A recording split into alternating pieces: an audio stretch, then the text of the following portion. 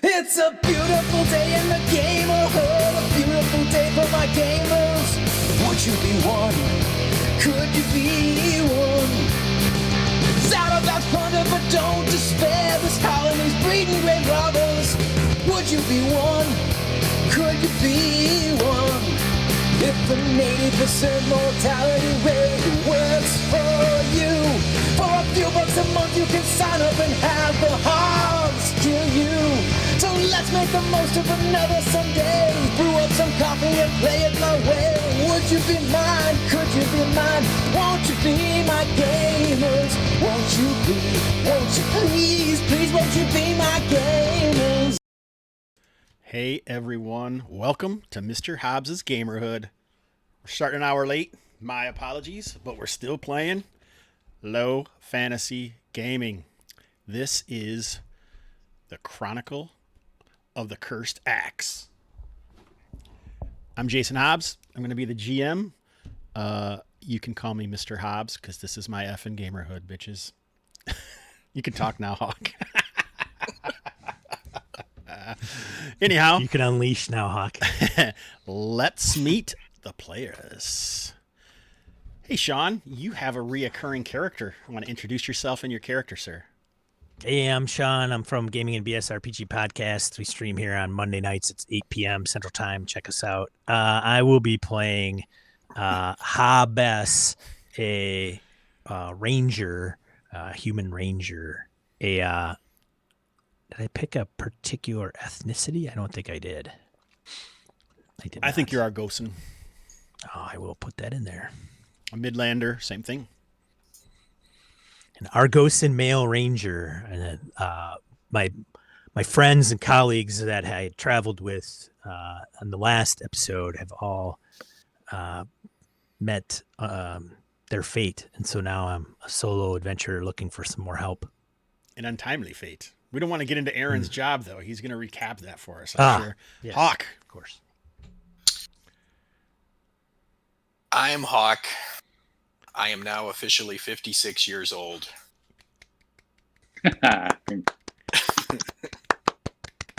Damn! I didn't think you were a day over 60.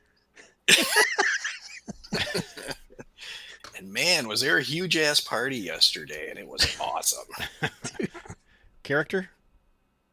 My character is Naderi, although people like to call him Lucky Ned Pepper. I thought he was going Nadiri Papiri. I'm more with the Nadiri Papiri, but we'll get into that later. Awesome. Thank you, sir. Oh, do you want to say anything else about him? Nadiri the Barbarian from Thule. Is he total Thule or is he only half Thule? Have you decided? I hadn't really thought about it. I kind of figured he was half Thule because otherwise the Thule people aren't always, not everything is evil and horrible in my game. It's always shades of gray, really. But the Thule are these tribes of savages that roam the open lands and sometimes trade with people, sometimes kill them. You know, you never know exactly. So a half Thule sounds more likely, but it's possible you could also be a Thule. And we'll get into that farther when we get more in depth introducing these new characters. Aaron. All right. So I'm Aaron. I'll be playing Inaria, a human Varnori sorceress. All right. And I'm not 56 years old. Almost. This is all you guys got to look forward to, friends. Yeah. The guy who waits until you finish adjusting all the cameras and then starts to sit really close. You know, I'm not going to sit in the same position for 4 hours. I should just back your camera way up. Focus on this, my friend, right here. Can you get this? I got it. Oh, it's actually most of it is off the screen. Aaron, you want to give us a recap on Chronicle of the Cursed Axe, episode 3? Yeah, I will do so. So, understanding that at the end of episode 2, we lost our entire party. Session 2 was treated as that session was treated as a prologue, and a new group of adventurers made their way into the Midlands. The new party consisted of MacLeod, a cultist serving the god Graxus, who was on a journey to check in on a temple at Willem's Rest, which has stopped communicating with Crow's Keep. Hobbs, a ranger hired by MacLeod to guide him on his journey. Mukai, Hobbs's wolf companion, and Rokan, an Odyssean sorcerer hired by the Mongers coalition to find Reinhold, a member of the guild who had never arrived at his destination.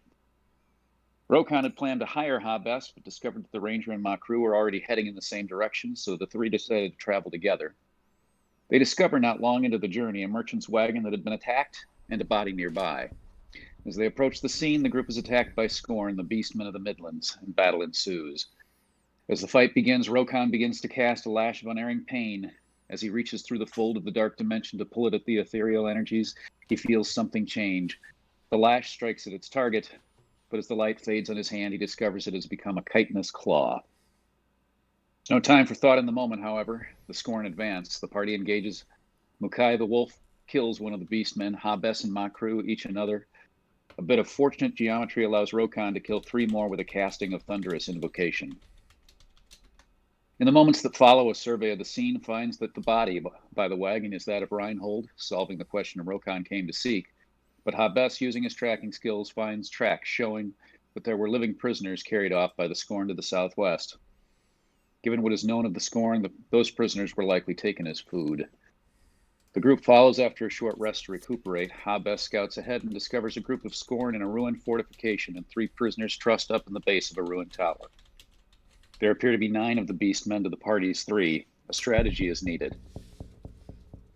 That'll be something probably we say a lot.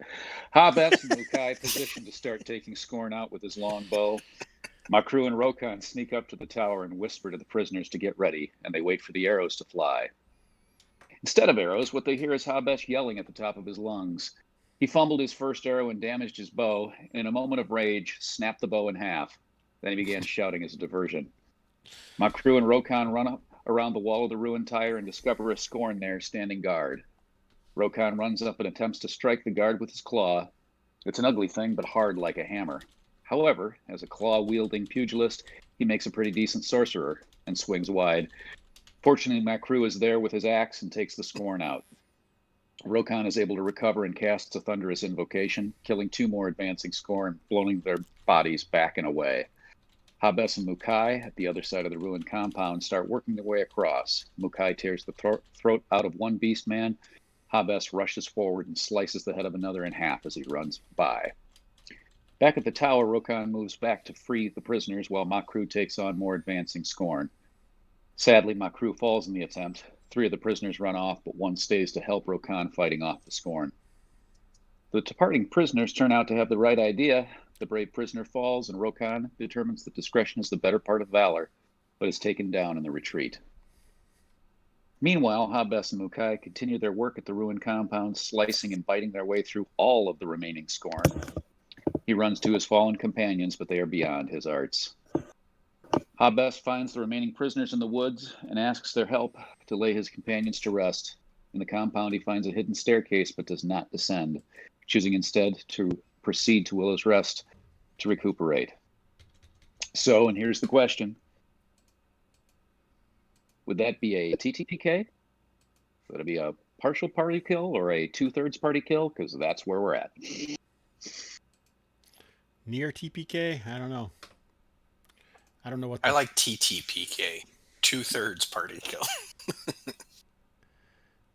Did he tell you that's what it meant, or did you figure that out? No, I just said that. No, he said it. Oh, I didn't hear him say 2/3. TTPK. Yeah, 2/3 party kill. All right. I don't know. Nice. I don't know the Well answer, done. sir. Yes, good work. All right, so you arrive in. I'm not going to hopefully take too much time with this, Sean, but Hobbs arrives with the 3 mercenaries in Willem's Keep, or in Willem's Rest, this small town. I don't know who the author of this map is, but it's pretty darn cool. Those who are crafty might recognize it, as it is kind of a known thing in some circles. But other than that, they basically will tell you that the Mongers, I keep forgetting what I call this thing, coalition.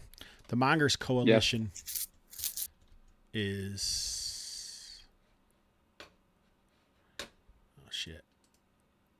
this large building. Basically, the road leads straight to it.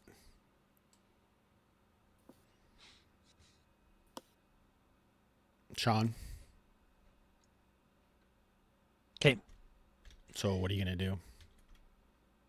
So I have the two dead guys in tow. Is that what you're telling me? You have the wagon. Okay. One injured mercenary, 2 corpses, and a bit of whatever it is Reinhold was attempting to bring here. Okay. Make my way to the building. All right. So at the building, you find a couple things. I think Anaria, did you have? There is a sorceress who lives in Willem's Rest. I don't know what your background is, but you could certainly be under her. I think he got kicked off. Oh, he did. Oh, shit. I'm back, but it's doing weird things here. Can you hear me? Yep, we can hear you. Yeah, All right. I'll work on fixing it. So while you do that, we'll just shift over to Nadiri. So we have Nadiri's. I wonder if I can do that. No, I don't know how. Anyway, Nadiri, you are a half Thule. I have you as probably half Nadician, but you can figure that out on your own. But you know Hobbs, and you have been doing occasional work for the Monger's Coalition. So you can be here when Hobbs arrives. Alrighty.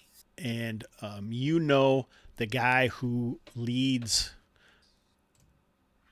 the Monger's Coalition here in Willem's Rest is this guy. Or Tuvo.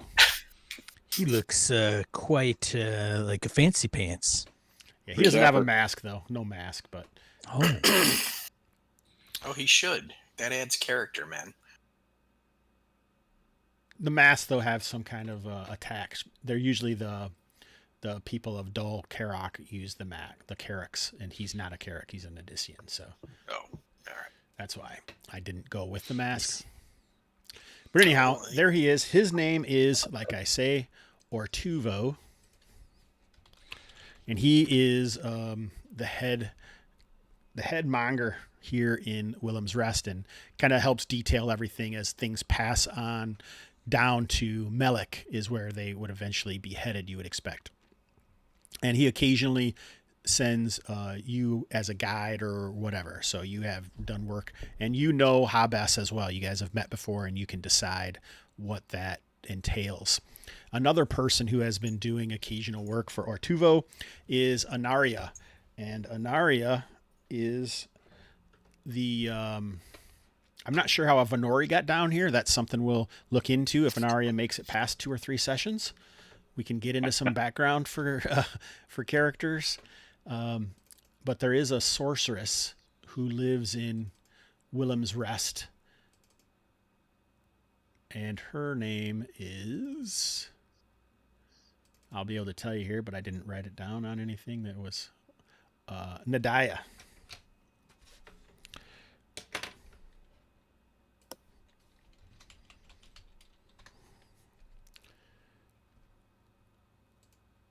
Oops. Okay. We're not necessarily going to get into exactly what Nadaya is doing here or any of that, but here is an image of Nadaya.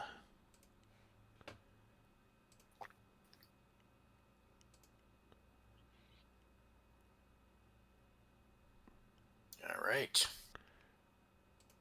So we'll deal with that later. But, and Nadaya, you have worked with Nadiri maybe a couple times, and you guys can decide how strong or weak or what that relationship looks like. So as you approach, we'll say that there's like kind of a porch out front. I don't know if you can see it. The building is one of the largest buildings in Willem's Rest. and finely made with slate shingles and like some fine pillars. It definitely looks to have more of a Nadician construction. And you kind of go around the building to the main entrance, pull the wagon up, and Ortuvo is like, "Oh my! What has happened? Is this Reinhold's wagon? And who are you?" I'm Hobbs. I was out to see Reinhold and came across the fallen caravan where members of the caravan were taken off by Scorn. Two of my members of my party had met their demise. I'm here to put their bodies at rest and look for more help. How sad, how sad. He claps his hands and motions, and some pale-skinned men come out in just kind of like white. You guys know that these are like indentured servants because the Nadicians are slave owners. So they come in and he tells them, like, take these corpses, and, you know, they take the guy who was wounded, who had part of his leg chopped off and eaten, who was Illick. I like this guy's name, so I'm going to keep mentioning him until you guys use him in the game somehow.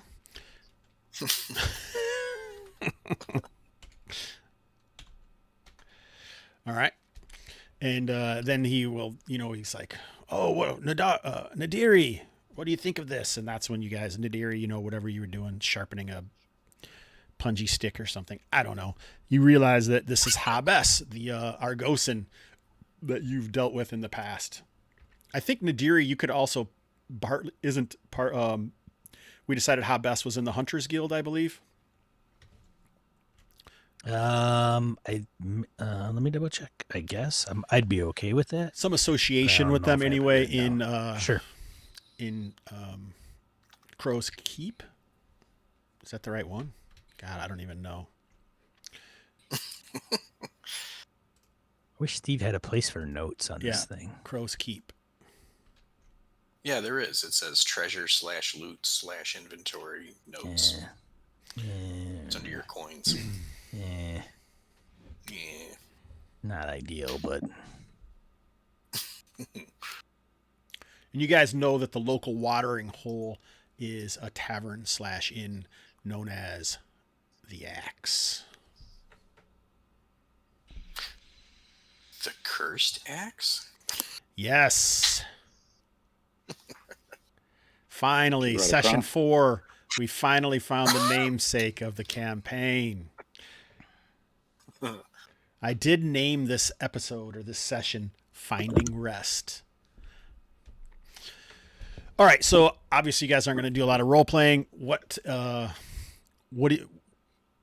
As I'm assuming you kind of maybe head over, talk things over at the Axe. When you're there, you learn that the innkeeper has this axe that is rumored to be cursed, and there's many stories about it, but nothing specific. And you know, you can take a long rest, Sean, if you'd like to recuperate. If you're down anything. I'm down a hit point and a reroll, but I think I'm okay. So, well, I mean, it's going to take a little while anyhow. And basically, Ortuvo offers to pay for your room and board at the Axe. Oh, thank you. So we'll say a few days pass by, you can get your luck and your hit point back. And it isn't long before Ortuvo requests an audience with all three of you at the Mongers Coalition there. Okay. Make sure we're on time. I'm on time. Right on. All right. So basically, Ortuvo requests your aid. Let me see here. I'm just going to pop up Ortuvo. There we go. Welcome back. Welcome back. I see you are well rested. The axe has treated you well, Hobbs. Indeed. Thank you for allowing me to stay there. Filling the bill. It is the least I could do. It is good to find what happened to Reinhold, and even better to learn that these accursed scorn have been driven out. But I have other problems. I'm glad that you've become acquainted with Nadiri and Anaria. He quirks an eyebrow at the other two. Nadiri and I have worked together. Anaria, did you say that we've worked together as well, or did we just know each other by name, Hobbs? I didn't say you guys knew each other at all. I said Nadiri and Anaria had worked together. But if you guys want to have known each other, I'm fine with that if that's what you want to do, and we can figure that out later as we go. We had food and drink at the Crow or the Axe, and became acquainted with each other. Nadiri, it's been a while since we've spoken, but it seems that I could use the help, and sounds like they're willing to sign on. Does Anaria or Nadiri have anything to say? Oh, good. Sorry, I interrupted while you were interacting. Anaria, anything you wanted to say or do? Or Just looking forward to some opportunities here. All right. So I think you two, motioning towards Nadiri and Anaria, may be familiar with one of my people, Astari, and you guys know her as an Odyssean mercenary that does different sorts of work for the Mongers Coalition. So kind of maybe one of Ortuvo's main hands as far as that goes. You guys haven't worked enough with him to change that at this point. But in some ways, if your idea or what your plan was is to become more known and have some more fame or renown within the Mongers Coalition, then Astari would certainly be your rival in that sort of situation, if that makes sense. Sure. All right. So Astari was tasked with we want to take over a ruined tower on the edge of the Fennorn Inlet. So to put things maybe into a little better context, here is the overland map of the Midlands, and you guys, I should probably stick it here. Where are you sticking it? Right here, buddy. You guys are here somewhere. And this is the Fennorn River here. Yep. And this lake here is kind of what they call the Fennorn Inlet. And this tower is on that coast. And we sent Astari there. But she should have returned by now, and she hasn't. So take the south road, and basically he kind of gives you directions, and see if you can find out what has happened. What's the name of the lake? Seems like a going trend. Well, it's a dangerous business, trading in the Midlands, and the Mongers Coalition is certainly trying to be the best, and that takes risks. Oh, I know. Is your guy also Christian Bale as Batman? Yes, he is. I'm Hobbs.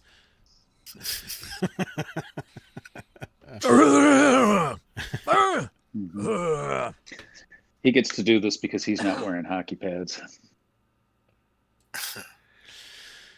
All right, so that is your task. So we have about an hour and a half left. I know we didn't really get started till 9, but I got to take a pee. get some coffee, and you guys figure out maybe if there's anything specific that you want to do. Almost anything you're looking for is going to be in Willem's Rest, most likely. I mean, obviously, if it's a super rare item, it probably wouldn't be. But if there's like some things that you want to prepare, and she said, Ortuvo says, the inlet, the tower on the inlet is within, a few days. So hopefully, if on that route, you should find Astari sooner rather than later. So probably a week is all it might expect. Maybe a week to 10 days. Okay. Okay. A week to 10 days. I guess we should pack up some provisions. Yeah. Well, you'd think the coalition would provide those, wouldn't you? Yeah, I I'd would hope think so. that. I myself could use a drink right now and probably to empty my bladder. I will return in just a moment. All right, Bat Bess. Yeah, might as well get the coffee ready. All right then.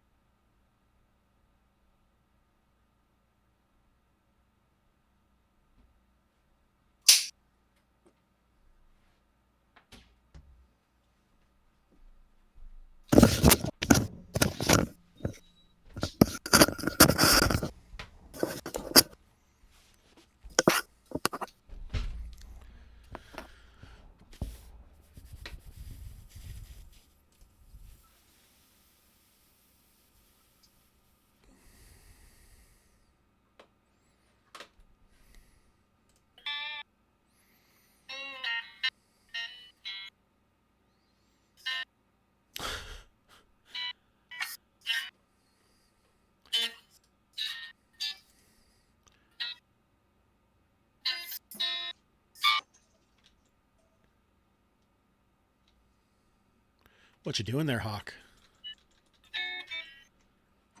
I just put new strings on the guitar. Hmm. I love the sound of new strings.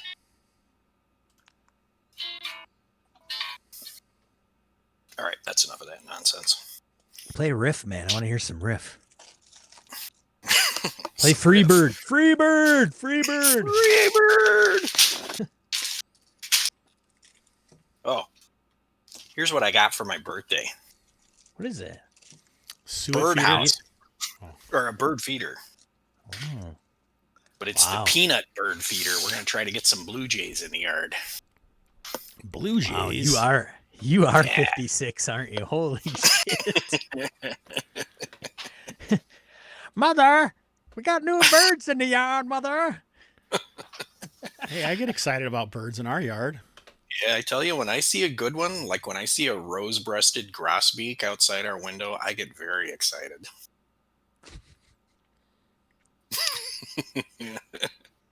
Wow. This is all you got to look forward to, Sean. Don't you even laugh at me. 6 years from now, I'm going to hear you on Gaming and BS. You're going to be like, oh, you won't believe it. I saw a yellow finch outside my kitchen window the other day. Our Orioles are already here. The Orioles are here. I saw That's 3 all we're gonna I hummingbirds. remember when I made fun of you for birds, but I love them even more. Yeah. You know that's what's going to happen. I'm telling you, it's already like that at our house. And I know it's like that at Aaron's house because he lives in the country. Right, Aaron? Your mic's off. I was He's like, muted. I was like, I can't see him. Is he like... He's flipping you off. Your mic's still off. There you go. That's Brian. true. Couldn't get it to show up. You mean that we're excited about the birds, or that we have them? Excited. Yeah. Oh, we get excited about some of them. That's true. I'm not 56, but I am pathetic like Hawk. So I was late this morning because a couple minutes late because I had to do an emergency possum relocation. Speaking of being out in the country, What? about every couple of months the dogs catch a possum. Like in their They're never- mouths, and then you Well, gotta wrestle it from their mouths. I don't have to. I don't ever have to wrestle them away. What they're doing is laying next to its apparently dead corpse. But they're never dead. They're actually playing possum. That is And cool. I pick them up with a shovel and take them out beyond the dog fence. You pick them up with a shovel, and then you go. No, I Up in the carry air. them. Let's be clear. I carry them gently out Oh, beyond the invisible fence. You sling them like a catapult, and you know it. No, I like possums. If it was a raccoon, that's probably what we'd be talking about. Mhm. So why do you like you wouldn't- possums? Oh, possums they're gentle. They eat bugs. They generally don't carry rabies. They have like. So If you ever weird look at looking. their hands, yeah. If you look at their hands, it's like a human hand. I find them like just the creepiest thing in the world. My It's wife really has fun. befriended one. She My did wife what? has befriended one. We have 3 stray cats in the neighborhood, so she started feeding them. Well, and we put a camera in where they eat, and a possum showed up, started Yeah. eating the cat food and stuff, and so Mhm. she calls him Kip. Well, Kip has stopped coming around, so she's a little disappointed and wonders what happened to Kip, because I think their lifespan is only like 3 years. So I'm like, maybe Kip he's a maybe old guy. I don't know. Yeah, we under our bird feeders, like the birds are just real sloppy, so they always knock about half the bird food just down on the ground. And one night, it was probably about 11 o'clock, I went out and I was getting a glass of water and I was looking out the kitchen window and there was a possum under there eating all the little bird seed that had fallen out. This has been another episode of Possum Encounters. Everyone's got a possum story. Pretty exciting stuff, guys. She thinks they're Read cute. I'm like, ugh. We do what we can, Hobbs. Unfortunately, Yeah. what we can is not that great. Yeah, that's why your viewers view in, Hobbs. It's not because of your charming personality. Well, we know that's You not the case. You get what you pay for, Hobbs. That's right, buddy. No kidding. All right. So, has anyone figured out anything that they wanted to do or take or anything else, or are we good to head off We into had- the wilderness? We had decided that the coalition, since we're on this trip on their behalf, has loaded us up with provisions and so on. Seems reasonable. Like what? Rations. Well, rations, food, etc. Like, I want you to tell me what et cetera means. I don't want you to say later in the session, Mhm. this is what it was. Ha ha. Well, Well, I mean, the incendiary devices that they gave us. I mean, we don't want to describe those in detail now, but I'm Yes. sure they're there. Right. They gave me a crossbow. That's right. I'm just referring to rations. You have a crossbow? No. Oh. I wouldn't be Food, water, against it. cart, beasts of burden, bedrolls, tents. No, nothing like that. Wow, great. Oh, you're no fun. That is true. I do have a short bow, though. You know, that's probably not something I'd mention in mixed company. Hey, easy, Joe. The show is PG. So something has disappeared, and I'm not sure why. Oh, here it is. All right. Follow the southern dirt road. Follow the southern dirt road. We march, we All march, right. we march, we march, we follow All right, the so southern... we are at Willem's Rest, as previously mentioned. I kind of put some of the NPCs and PCs in this little corner in the back. So as we learn who they are, that'll be fun and exciting. Here is Astari, if you want to know what Astari looks like. Where is the star? I'm you're showing. doing Yep, showing Okay. right now. Oh, jeez Louise. That's quite a sword. Look at the She's biceps on very- that chick. Very capable. Good grief.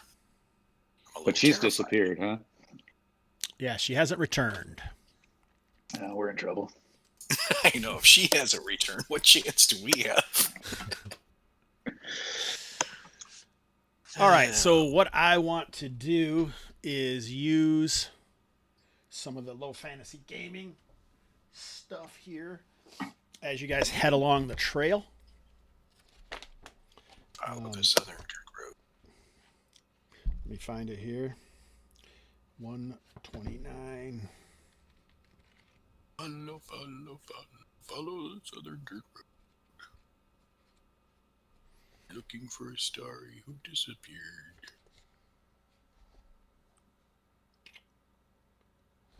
All right, Sean, roll a d20.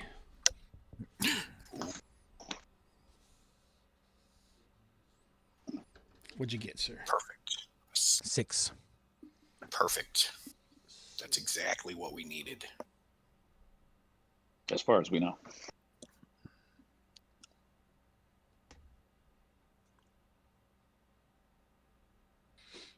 All right, so like you have Hobbs and you have the weather seems cooler than it has been.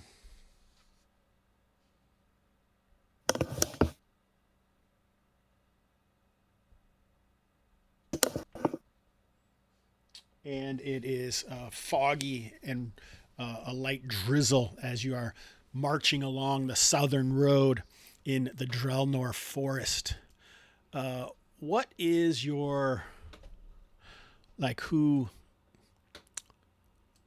do you think is going on as you guys are headed down here? What? Like, who's in the front? What are you guys doing? Like, what's your marching order? What's your plan of attack? That sort of thing. I would definitely be up front. Yeah. I think And I'd probably be 60 feet ahead of the group if they want to stay behind. Oh, excuse me. Sorry. I had something rough for breakfast. Stay behind approximately 60 feet as I go ahead. Keep an eye on me. I'll signal if we run into something. Possum stew is my guess. Actually, I can go 60 feet in front of the party, and then I can take Mukai and move him up even 30 feet in front of me. Oh, yeah. So essentially, if Mukai were to run into anything, that thing would probably be at least 90 feet away from the party. Just saying. Mukai. Good thinking. Mukai. Strategy.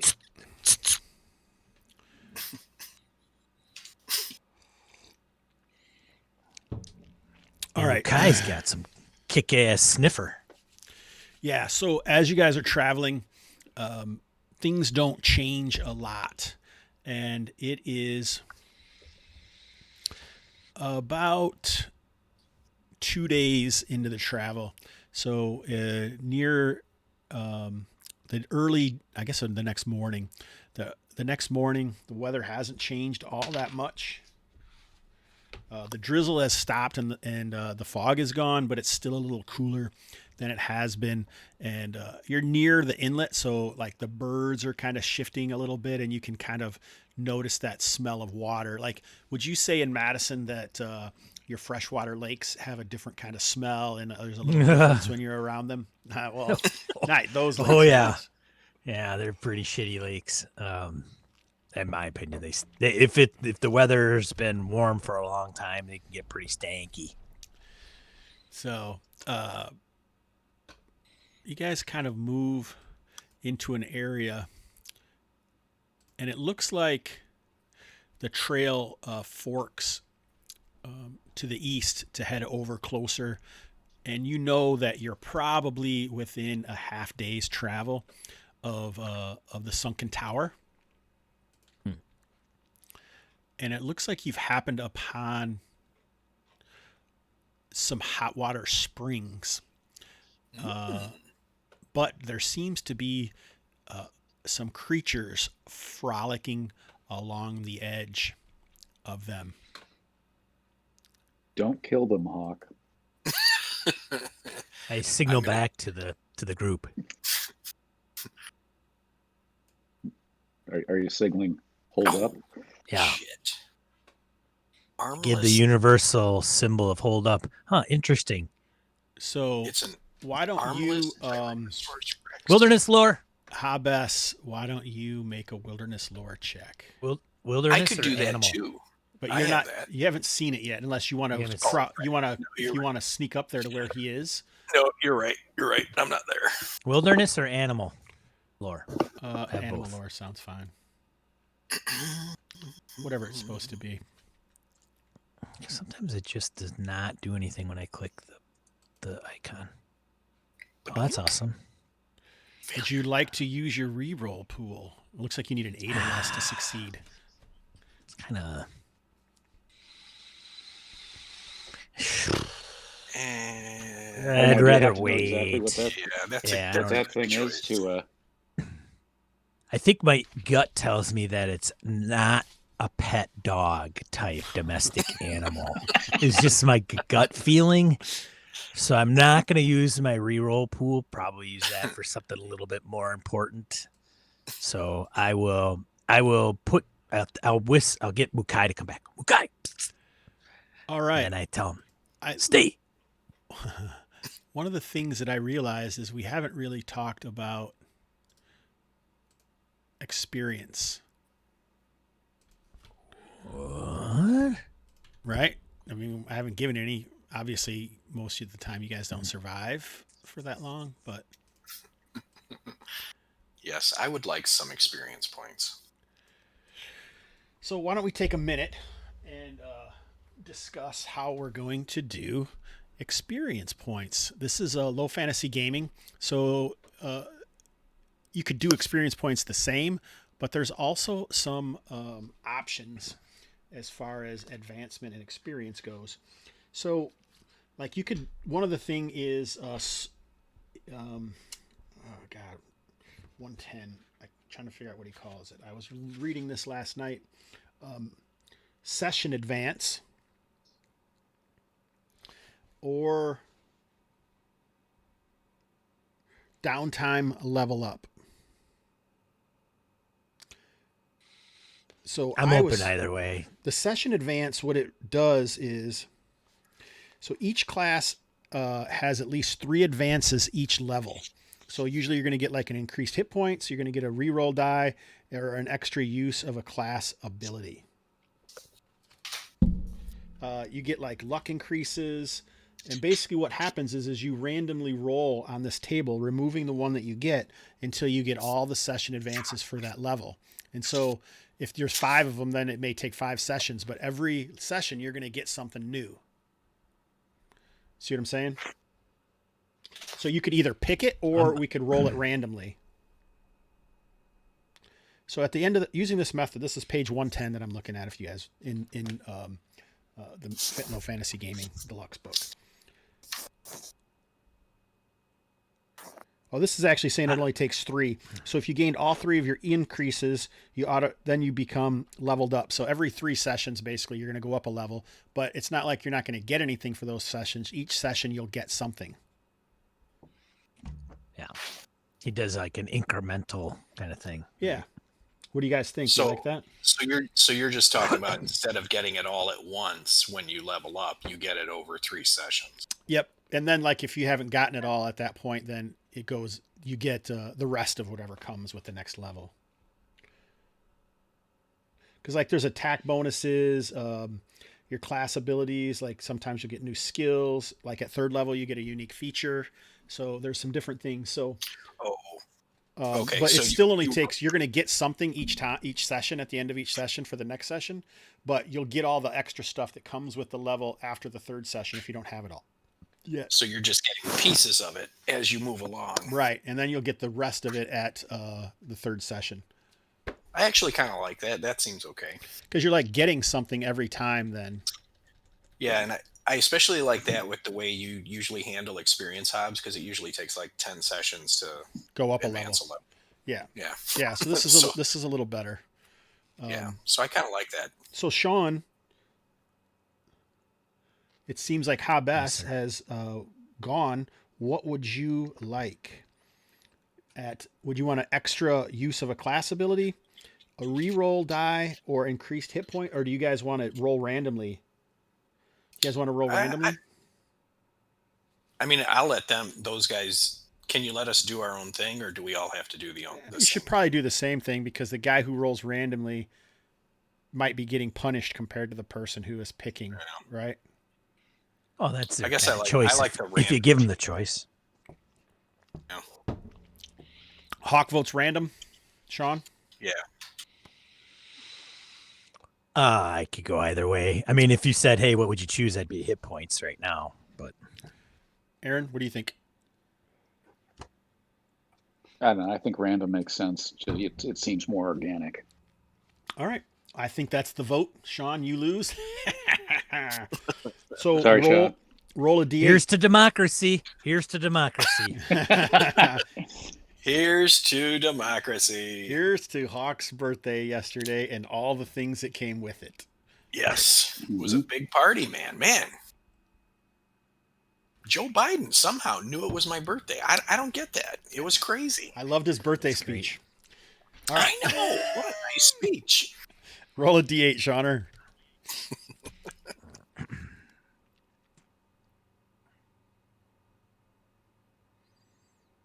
A 7. So close. Now on this Story of my life. On one of these, on this random table is one of the options. Sorry, nothing this time. No. All right. So So what you get is next level's hit points. Oh, that's what you wanted. You can choose either next level's hit points or one class ability, because you don't get a unique. Yeah, I'll feature take yet. the hit points. Yeah. Okay. So is that max for the No, next, or no, do I have to no, roll? You have to roll. Oh, But the way the hit points work in low fantasy gaming, it's not like a D8 where you could get one hit point. Right, It's, right. It's 1d4 definitely plus 4. shifted more. Yeah, so 1d4 plus 4. So you're going to get a 5 Plus to con. 8. Yeah, you're going to get a 5 to 8 range instead of a D8 range. So that's nice. plus your con bonus. Yeah. Do you have a con bonus? 6. No. So I got 6, That's pretty good though. which puts me at 15, which will help. That's awesome. I think at level 1, you got to have hit points. Like, you just need to be able to take more than one hit. Nice. So maybe that'll help it be Makes a little more sense. survivable as well too. Each session you're getting a little better. Does my crew get those hit points too, or your whatever your dog's name is, my crew or whatever? you- Mukai? Mukai. Mukai, His name sorry. No, his Mukai name already is has his hit Mukai. points. But he doesn't advance also, No. because that would be Wolves fun. don't. Wolves don't level up. No. It seems By like they level should. 5, he'd be like a dire wolf. Be pretty awesome. Yeah, that would be cool.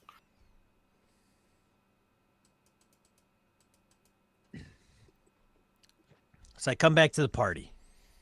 It appears we have some interesting beasts ahead of us.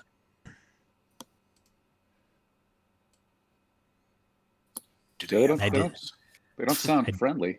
Can we go I around describe them? them. Okay, at that description, Hawk, would you like to roll animal lore?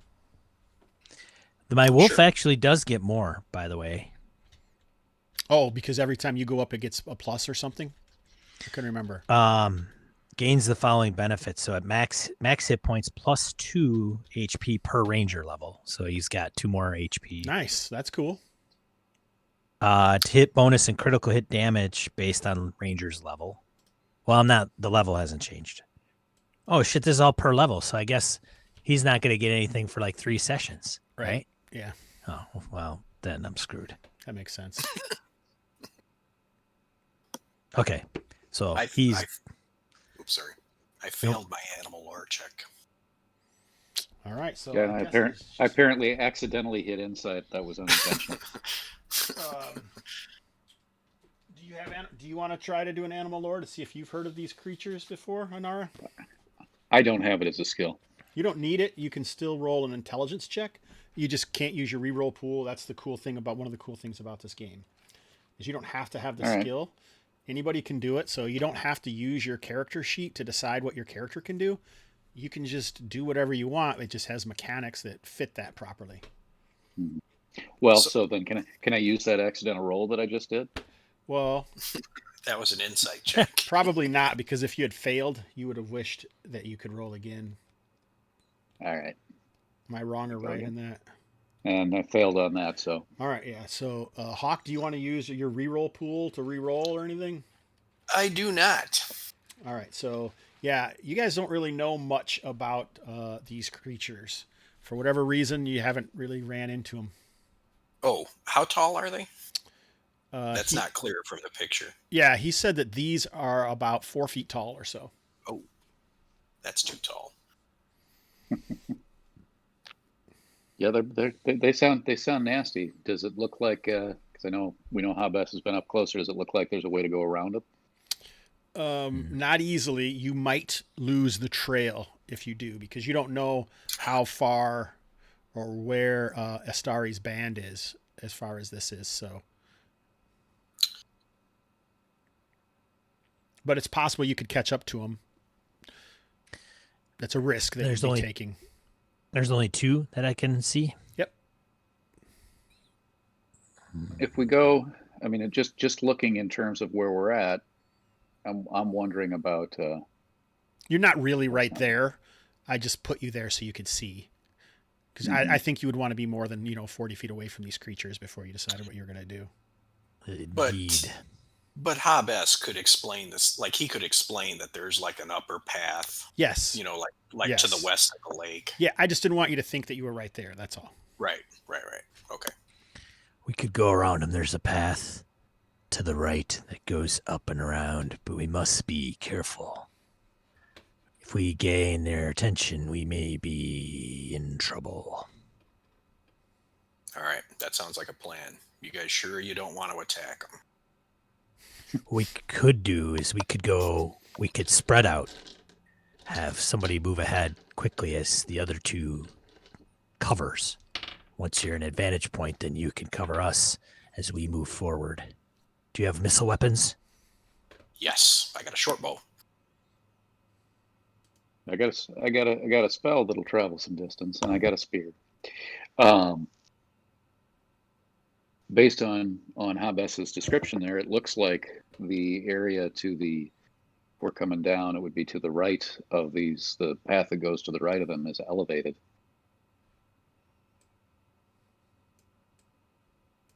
Up here. You mean like here, right? Yeah. Yeah.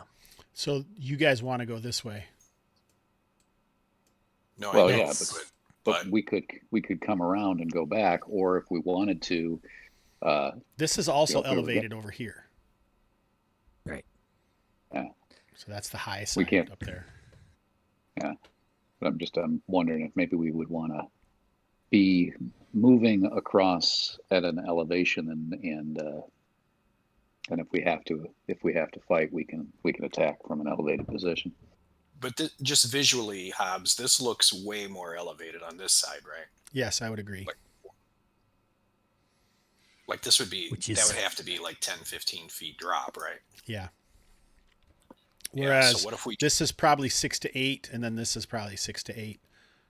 so what if we try to sneak around on this side and come out over here and then just continue on the path.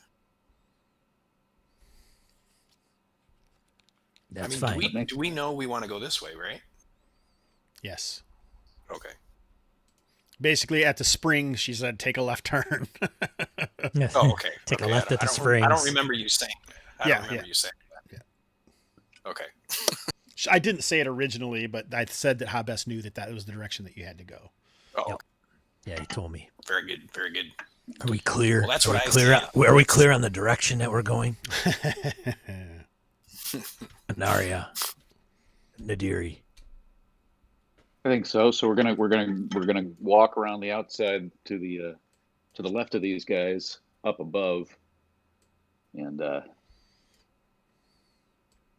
probably we should try to just walk past if we can. If not, we may have to engage, but at least we'll be above.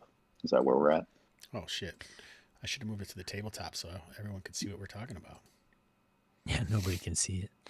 Yeah, that would be the plan in Aria. All right. All right, so it sounds like you guys are stealthily attempting to bypass these guys. Are you going inside, in between that spring and the cliff above them, or are you kind of stretching it out a little bit? Stretching it out. I think it would make sense to stretch it out, unless we see more of them up there. And stealthy, I think, makes sense. Todd Best, can you scout ahead a little of us just a bit to make sure we don't run into something that's we're not expecting? Of course. And Give me a few feet and if you guys wanted to, you could like move off of this map to try to go around them. But the farther you move off the map, the more possible it is that you would lose the trail. Right. You'd probably find it eventually just because, I mean, you know that it's headed east towards the lake, and then you could just follow the lake along until you found it, presumably. But if she's not at the lake and she's somewhere else, then you may not find it either. So, I mean, I should let you could bypass this thing at a far, you could go back a half mile and then go a mile east, you know, to the coast of the inlet and then come down. You have some options. I don't want to feel like you have to stay on this map just because this is where the map is. No, I just feel like, you know, if we just like kind of like, and we could even go around the back of this little spring here just to keep a little distance between them. That's what I was thinking. Okay. Yeah. Let's just do that. So, just for convenience sake and to add some tension, let's make some stealth rolls. Ooh, stealth rolls.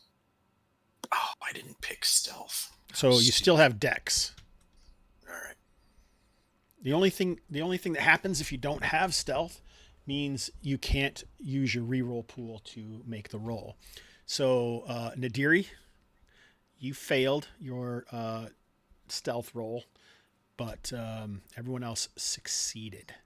All right, so what I want to do then is, Nadiri, I want you to make a luck check.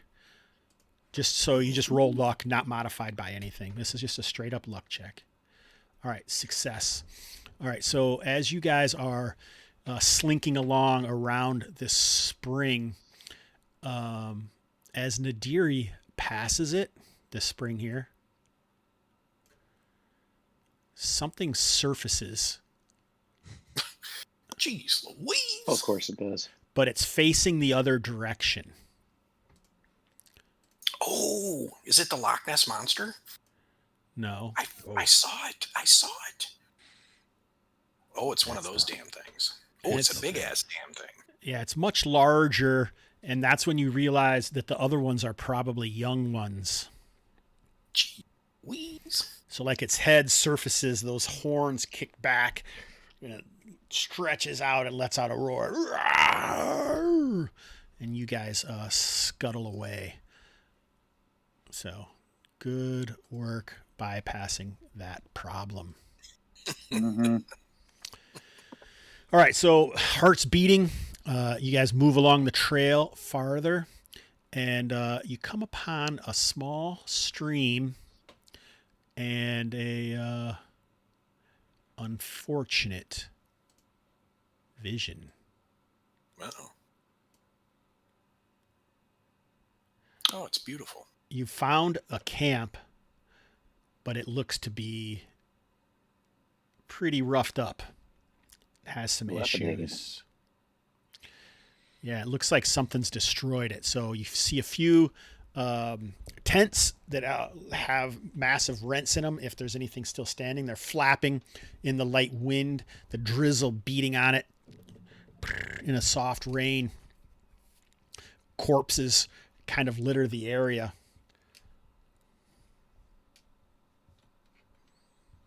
What are you going to do? I listen. Do I hear any sounds of movement or activity? So Hobbs attempts to quiet everyone. Why don't you guys make detection rolls? If anyone wears a helmet, you get a -1 or -2, we'll say. I don't think I have a helmet. I never put that down. Well, I mean, if you just buy armor, a lot of times you say it. So if you don't have a helmet, that means like if something happens later, like you get to take an injury and setback, it'll say if you don't have a helmet, this happens. If you do have a helmet, it doesn't. So that's what I want you to like keep track of, basically. All right. I guess I'm going to say I don't have a helmet because I didn't write it down when I got my armor. When people buy plate armor, though, I mean, it doesn't say it's a helmet. It just comes with it. So, but if you don't want to wear a helmet, that's up to you. If you want to wear a helmet, you can. Okay. I'm sorry, I'm looking at the wrong screen. All right. Everyone can kind of hear off to some heavy breathing and kind of some soft grunting sounds and occasional moans of pain.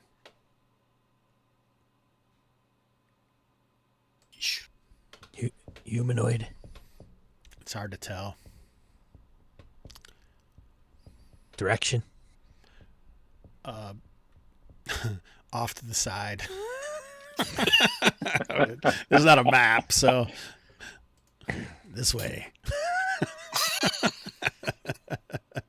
So let me and Mukai check this out. All right. We'll hold our position. I'm going to have an arrow knocked and ready to go. All right, so you head off with Mukai. Mukai's sniffing, hackles raised as he's kind of, arched up, wondering what's happening. You're pretty sure from the destruction, Anaria, you would guess that these creature, whoever killed these people, it was likely those creatures that you saw earlier in the day, just by the wounds and the half-eaten corpses and the viciousness of it. Big honk and bite marks and things like that. As Hobbs and Mukai head off, crouched in an outcropping, trying to be hidden and working to bind wounds, you find Astari. Dang it. Well, mission accomplished.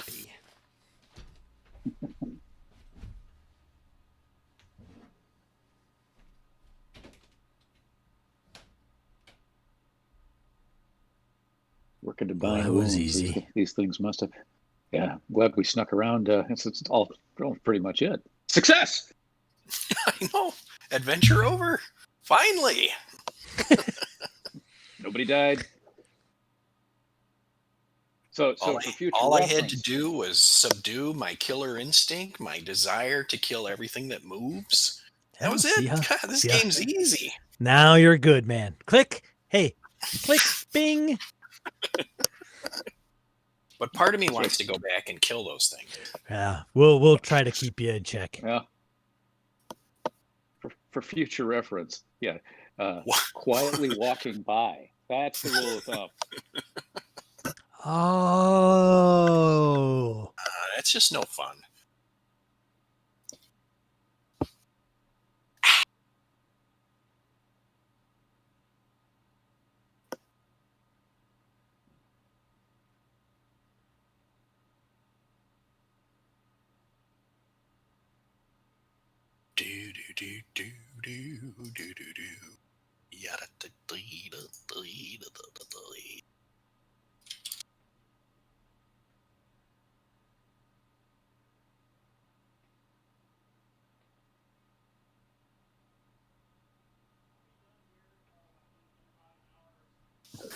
Oh, excuse me. That was gross.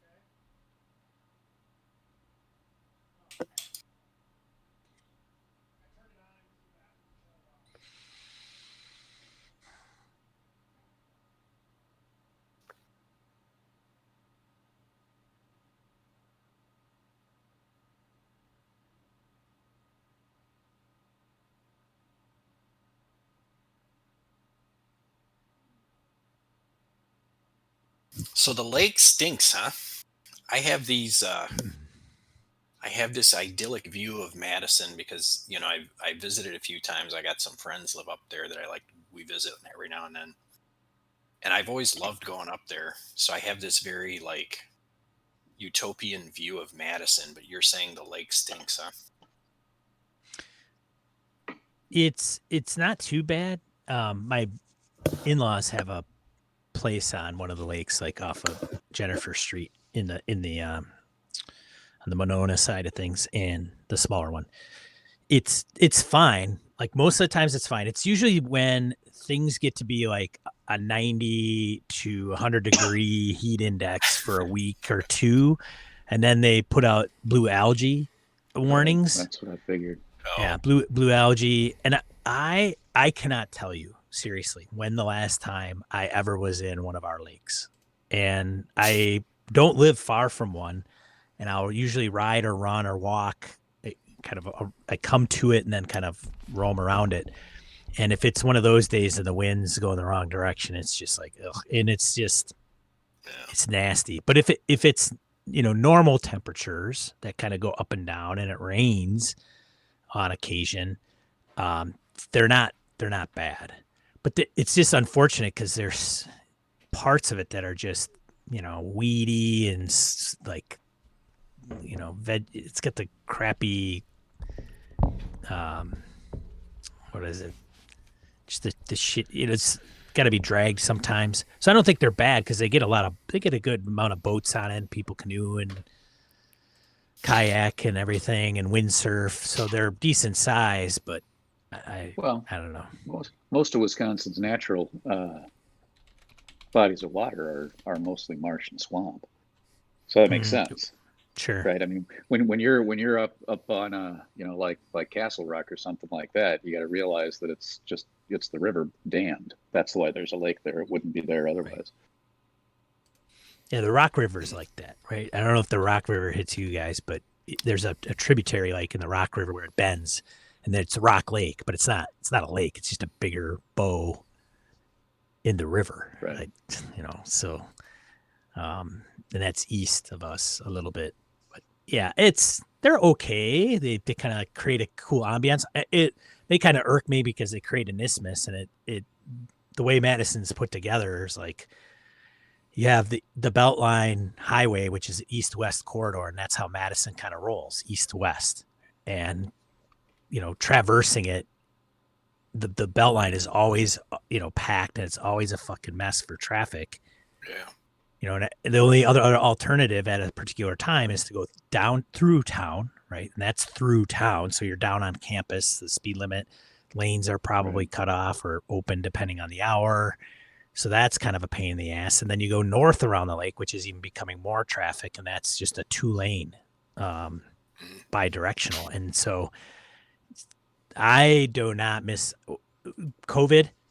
I used to have to travel basically on the other side of the town, almost, of where I am, and I don't miss the commute. And I'm not in Chicago, right? Like, right. I get Chicago traffic, LA or whatever, and I'm complaining. When I talk to people that are transplants and they're like, the Beltline? Yeah, that's not a big deal. Like, I'm from Chicago, man. That's a quick ride. And to Madison people or people outside, like rural Wisconsin, they come to Madison. It's like, oh, that thing's so dangerous. It's always packed. And you can't get anywhere. So, I mean, it's perspective. Yeah, but it's all what you know. I mean, I for several years lived in Rockford, and I still have to go up regularly. And you can't. Every place that you go in Rockford is at least 15 minutes away. It doesn't matter if it's right down the street, right, or across town. It's at least 15 minutes away. And Rockford's just not that big, but there's no good way to get across town. There's not even really a good way to go around town. So it's, you guys at least have the Beltline, but I've been on the Beltline many times, so I know what you mean. But it's where you're from. Now that I live here and I don't have to, and particularly I've been back to Rockford, I think 3 times since the pandemic started, and every time driving through Rockford just pisses me off. Yeah, I get angrier and angrier the longer I'm there. Tim and I, like, every once in a while since March, I'll have to. Very rarely will I have to go anywhere, right? Right. Get our groceries. It's a few miles away, But I mean, even just doing that, it irks the crap out of me. I'm like, I just cannot stand driving around, and it's just like I'm good. And even if I have to go back in the office, I'll probably use like my one wheel or something if I can get there in one charge and then charge it during the day and then go back. Like I would rather get like a little scooter that I can ride on some of the trails or bike ride or anything but drive. Right. And it just irks the shit out of me. Like, look at that asshole. Oh, great. Now this guy's going 10 miles an hour. And East Washington Avenue, which I know I'm getting into the weeds and we should probably play, but East Washington Avenue, which is a three lane on one side, 3 lane on another that goes all the way from like Sun Prairie, 151 all the way to the Capitol. They changed that from 35 to 25. It's 25 down where Wisconsin, they put up and new developments. 25-mile-an-hour speed limits, I'll tell you. 25 miles an hour on a 3, and I'm like, really? My neighborhood has like one street people tear down because it bridges 2, so they just take it as a shortcut, right? Mm-hmm. So they tear down my street, which is like, there's residences, or houses and stuff. And now they changed the speed limit on East Wash when people are driving like 40, 45 kind of average to 25. I'm like, oh God, you got to be kidding me. It's probably revenue generation. It's the neighborhood. It's big apartments, big, like expensive apartments. A lot of epic people live there. So and they're crossing the streets now. So we got to really, change that. Meanwhile, I'm over in what I would consider more of the ghetto of Madison, and, whatever. They don't care. Yeah, they did a weird thing like that here in Morris. We used to have a 2-lane road going north-south through Morris, and it was just a nightmare to travel on because that's where all the travel was. But once you got to the north side of town, it was 55 miles per hour. So north side of town, they expanded it out to 4 lanes with all sorts of turn lanes and everything else. It was great. And then they reduced the speed limit to 45. So it used to be 55 and you still had to turn right and left and people just flying. And then they, widened it to 4 lanes and reduced the speed limit to 45. I'm like, what the hell is going on here? All right. Yeah. So, Hobbs. Anyway, sorry. We have found Estari. What? Estari. Oh, and she sees you. Are you hurt? Is she down or is she standing? Is she down or is she standing there? She's down and she's like bandaging up some wounds. Yes, I am Hobbs. I've come to search for you. You, the Mongers had not heard from you, and I was sent to find you. You came alone. Came alone. No, she seems like a pretty butch dude. You came alone. I have a couple compatriots with me that are back there ensuring that everything is safe. Are you okay? Have you seen the Red Jaws? We passed some at the hot springs back a ways. We were able to circumvent them. It looks like 2 youngins and maybe an adult. They came through here and attacked us in the night. All of my men are dead. And How many? Have some wounds. 5. 5. Oh, I'm sorry to hear that. You are wounded. Let's see if I can grab some bandages, maybe 10 to those. All right, so you are going to try. You have a healing kit, and you're going to try and use apothecary. I probably do not have a healing kit, and I probably don't have apothecary. But I thought maybe you were trying to use something that you have. I have apothecary. Yeah. I go like this. Shit, I must have left it behind. I'm sure one of my compatriots has got some of the gear. Are you able to walk? So it's possible that Nadiri healed you once before, so he has that capability. She kind of has a little place that says, I've been resting here for 2 days. Bring him here. Okay. 1 minute. I said, if you see a wolf, don't be startled. He's my compatriot, Mukai. You call your wolf friend a compatriot? Nice. He's not a pet, right? So that makes some sense. All right. He's my brother. Oh, I like that. All right. So Nadiri is going to come over and see. Mukai is wolf for brother. All right. Nice. All right. So which one of you guys are going to try? You both know who Astari is. You've seen her. Oh, Nadiri and Arya. It's good that you came. Did they find anything through the camp? I don't know if Nadari or Anaria were. Yeah, what are you guys doing? We didn't anything? look. We didn't say that. I suppose, you know, if we're here, we should look around. But I mean, it's corpses and tents, right? Yeah. But maybe there's a healing kit, right? Is there a healing kit lying around? You don't have one? I don't have a healing kit. You have to have a healing kit to use apothecary to help people. So you can just assume. Oh, okay. Did you guys? Did you like buy your equipment? I mean, you have those packs. No, I just used the standard gear pack. Oh, and it's not in there. It didn't say that. Oh, nice. Right. I have the same problem.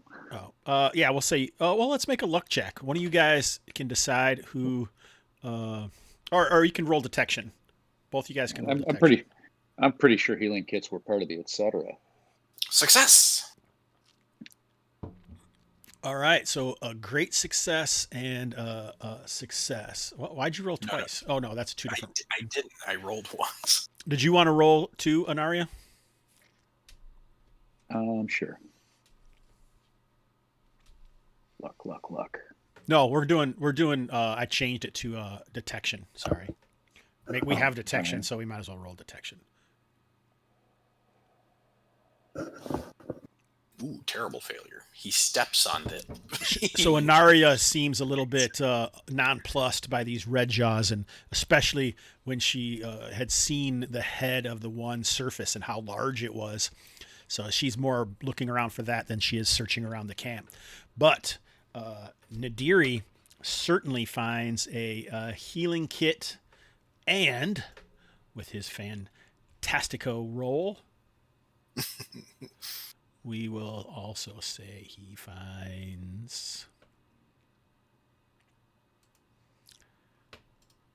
Roll a D100.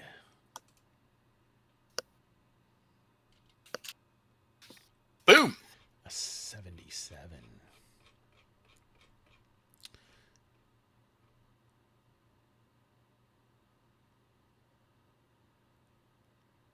You find a tiny jar made of, like it's an opal that's been hollowed out into a jar with a stopper on it.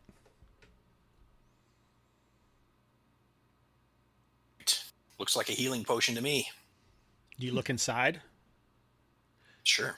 It just seems to have 2 pinches of a fine blue, bright blue dust. All right, I'll ask. You have apothecary? Yeah, I have apothecary, so I should be able to see if you can put a check on that, right? Sure. Yeah, you're unsure of what it is, but it doesn't seem like anything usual. It seems pretty unusual. Hollowing out an opal and then just having a little bit of bright blue dust in the bottom of it seems a little weird. Well, let me check with because I believe our ranger friend has apothecary, and I think Ganaria probably has it also, right? Mm-hmm. I also have arcane lore, so if it looks like it's something suspicious or different. Yeah, so I'll show it to my compadres here and say, hey, man, what's this? Go ahead and try an arcane lore. I am not familiar with substances like that. All right. It's a success. Freaking rangers. You have heard of this bright blue dust before. It's called silvering dust. And if you were to mix it with a blacksmith, you could silver a weapon that would turn it into a basically a +1 weapon. So not necessarily magical, but it would give you a bonus to hit, and it would count like as silver for like fighting lycanthropes or something, or undead, or. It looks like you have 1 use, but you're probably going to need like someone with arcane lore, and then also some kind of blacksmithing or some professional skill that would help with that. So you have to basically find someone who could do it, and then the arcane lore person would help them. All right, I'll just stick that in my backpack then. You can just call it like silvering dust or something like that. Hey, I'm in chat now. What's up, buddy? All right, so yeah, that's what you found. So now are you going to try and heal up Astari? Yes. All right, make your roll. What do I roll for that? Are you going to help as well, Anaria? I certainly will. So you guys could actually meta this out and say, one of you, hey, I'm better than you are, and I'll try it. Or you could just say, oh, no, Nadiri wants to help. Or no, Anaria pushes Nadiri out of the way. How do you want to do it? Who? I guess who's rolling, and you can have advantage with both of you. Well, what do we roll? It would be an apothecary roll. Oh, Right. okay, but we have advantage. Well, that's it. I was trying to figure out who is going to make the roll. One of us has advantage. Yeah, it's only one roll, but you get advantage with it. All right, I think you should roll that. I'm going to, yeah. Because my guess is you have better intelligence. More better. More better. I was more smarter than you. You are. All right, she is extremely grateful, and you help quite a bit healing up some of her wounds. As you are doing it, she seems like she's trying to ferret out which of you guys are the leader of this little group. But she isn't sure. But Hobbs is the one she found, even though she is familiar with Nadiri and Anaria. She basically says, we have to finish the task. We haven't even made it to the tower yet. But I'm also concerned about those red jaws. My task is twofold. I need to clear a path to the tower, and then I need to make sure nothing's at the tower. With my men gone, will you help me?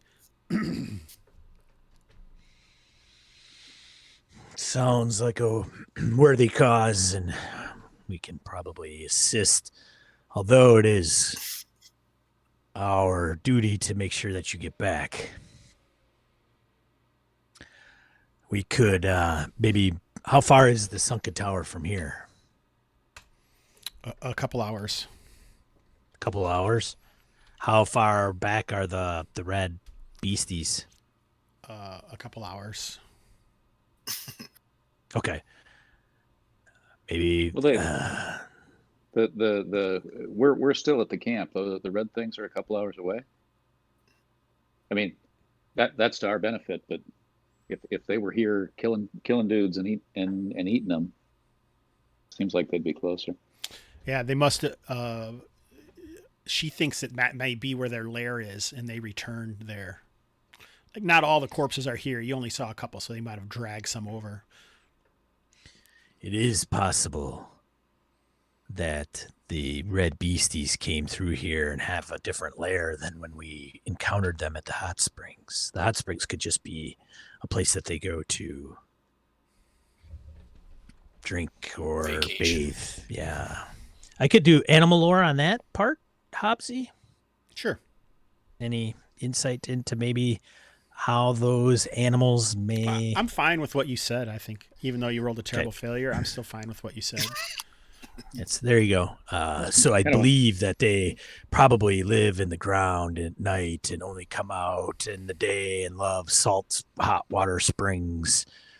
And their lair is probably hundreds of miles away.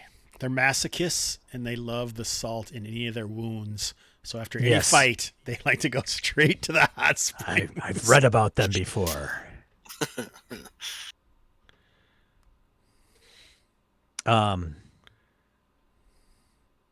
a Streamlabs mention in here. Must have been on for a while. Starry. Well, you could probably gotta probably hit so many people in chat too, right? Yeah, probably. Starry, maybe we should go forth towards the tower, and then once that's done, we can come back and take care of the creatures. As you will. I'll do my best to keep up. Nadari, Anaria, what do you think? Makes sense to me. Yep, I'm in.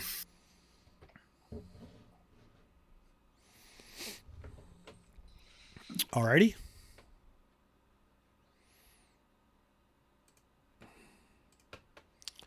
I just realized something.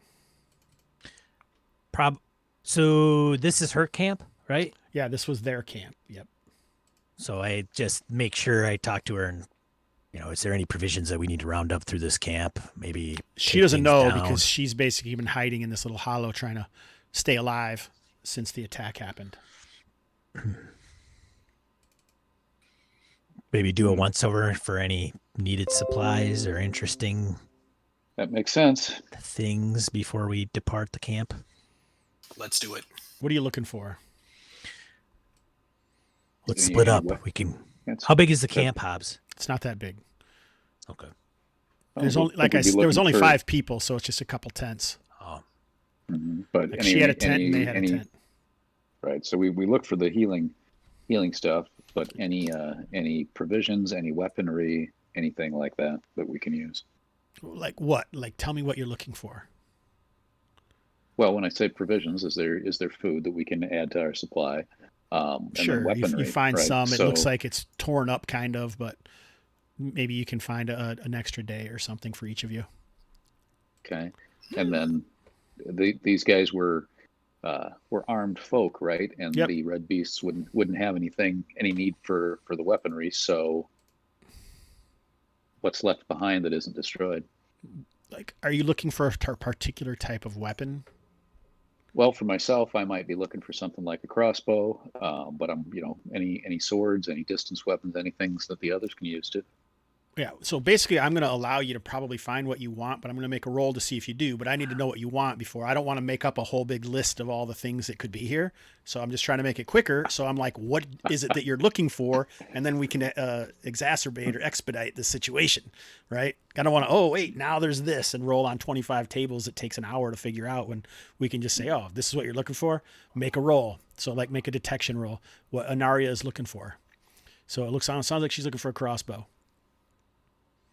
I think that's right. Let me make sure that that's what she's looking for here, real quick. All right. And Nadiri, are you looking for anything specific or Hobbs? I'm not really, just like maybe rope, if there's any sort of rope or anything like that. Okay. Make a Like a detection. cross. Which roll? Detection. Go ahead, Aaron. What'd you say? Crossbow. Crossbow or a sling. Okay. Looks like Nadiri finds some rope. Nice. Now I got rope.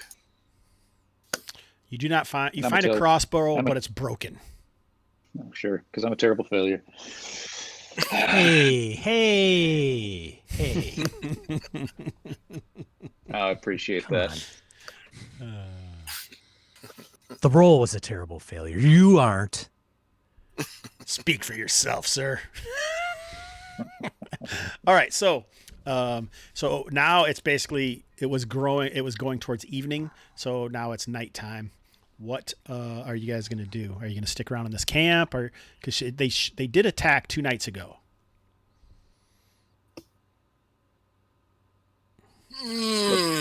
Does not seem like this is a good place to stay. Hobbs, what do you think? Is it better to stay here or better to move on?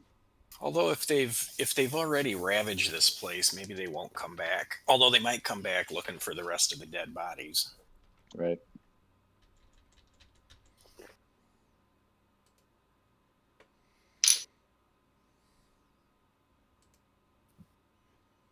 Hobbs, what do your ranger instincts suggest?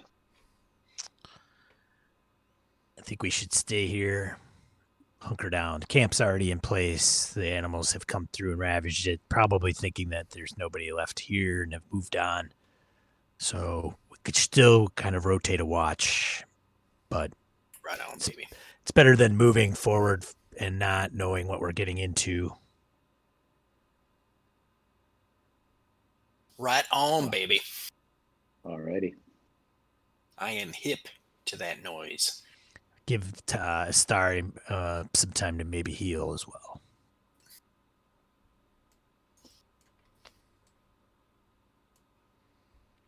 So we're gonna make camp here, Hobbsy, and then maybe set up a watch.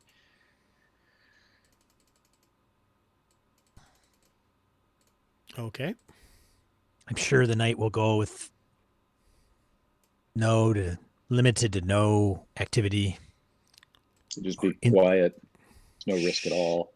Right. Do you guys? Fire. Are you using a fire? Well, no, these critters, they seem like they'd be afraid of or drawn to the fire. They like the hot spring. Yeah, no one's quite sure. Most wild animals are afraid of fire, aren't they?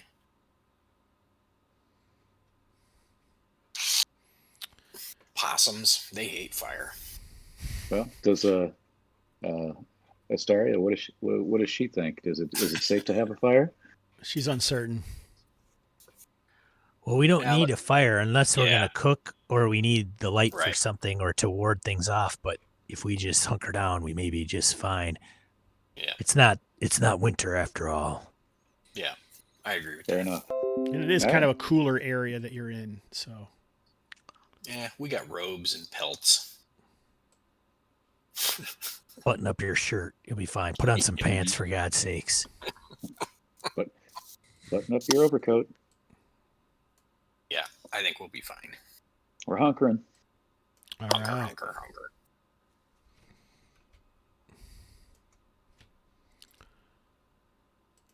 Nice. All right, so what I'm doing here is you guys can go through and take what's left and kind of make a bit of a makeshift camp from what's destroyed. There's 2 tents, one on the upper ridge and one on the lower ridge. Is one of them in better shape than the other? Well, the one up on the top looks like a smaller individual tent, and the one on the bottom looks like it's more of a larger mass tent. This is probably where all the men stayed. Right. Or, the mercenaries. The one on the upper provide a certain vantage point. Well, I'm wondering if that one looks torn up like the one down below does. Yeah, they're both torn up. All right, so so that's not going to necessarily give us further protection, but I like the idea of a vantage point. Could be where if whoever's on watch can sit, maybe just prop it up as a lean-to. Doesn't have to be anything fancy. Just something to keep the dew off your head.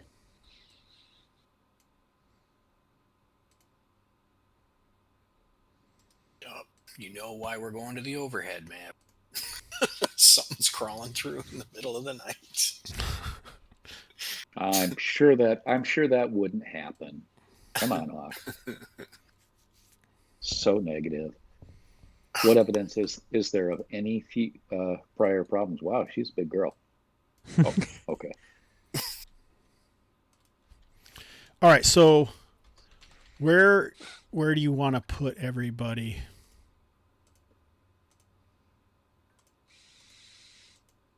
Put everybody in the tent except for the. Oh, go ahead. We're going to say the exact same thing. I think the person who is on watch is up on the overpass. Everybody else is in the tent down below.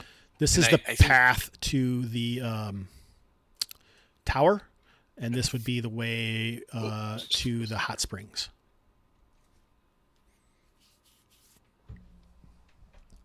So who is on watch in the middle of the night? I could take the middle. Roll. Yeah, just I could take the middle for that. I don't know. Roll randomly. Because I figured if something was going to come in the middle of the night, I would be the one that's doing the middle, and then the other folks can take longer, longer one shot. Where's Astari at? You guys decide. You guys put where you guys are. Well, I don't know. I would say put Astari up on top because it's a safer place, would be my guess, and she's wounded. And then whoever's on watch comes Hukai's inside the tent. Settled. Hey, man. I was just joking.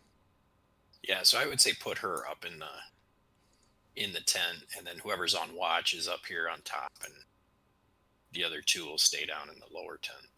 I'm assuming you're not in the tent, because when you're on watch, you wouldn't be able to see anything if you're in the tent. You could put it on the edge of the entrance.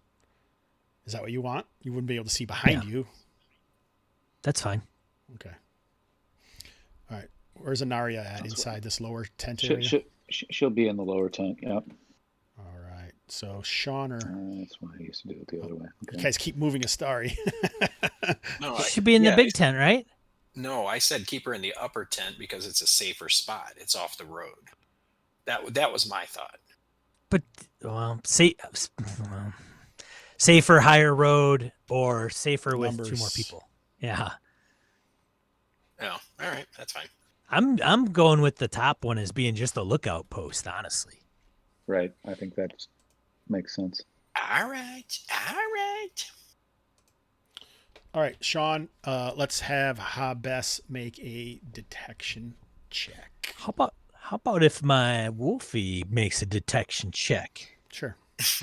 All right, let me see. I'll be right back. I'm listening. I'm going to pee too. Gosh, I got to go a lot. Good Lord, man. Grow a bladder.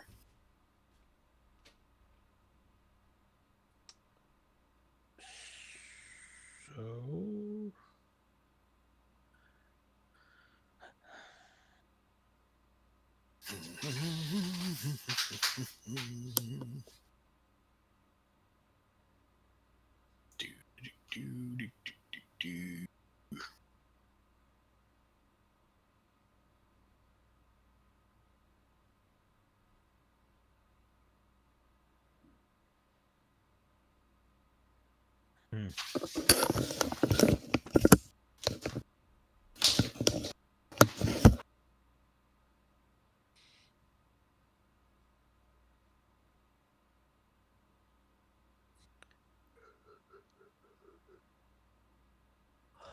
I'm all alone.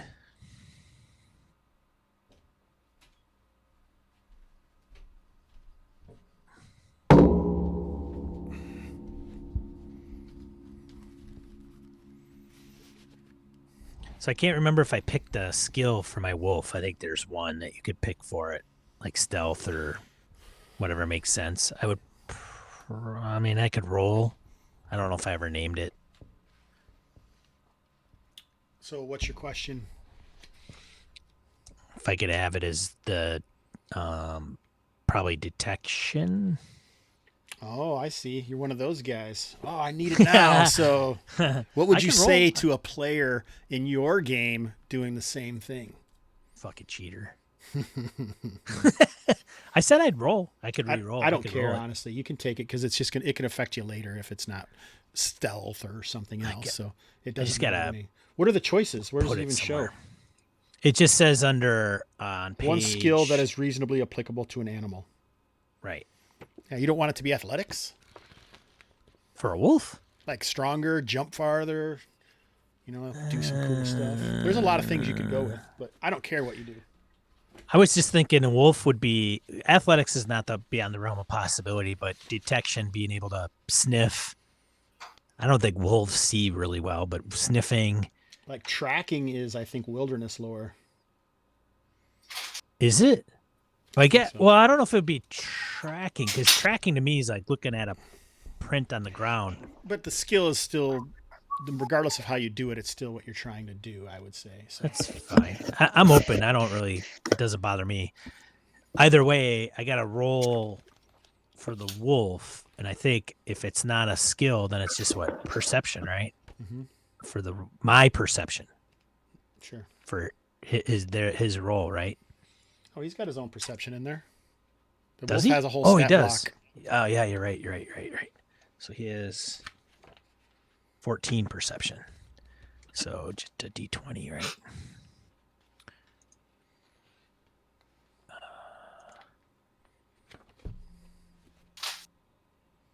A 2, which I think is a...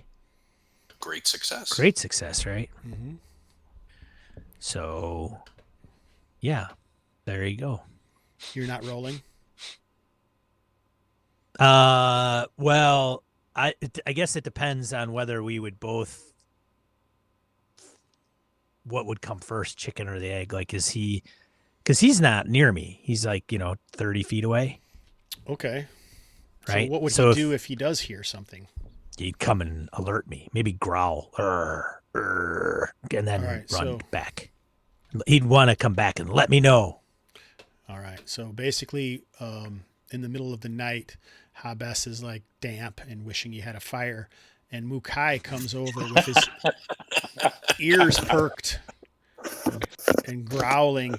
And it seems like he's looking out past the lower area.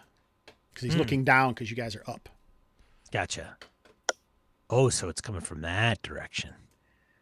Shit. Mukai. Red Jaws. Mukai, quick, to the other tent. Alert the others. Psst, psst, psst.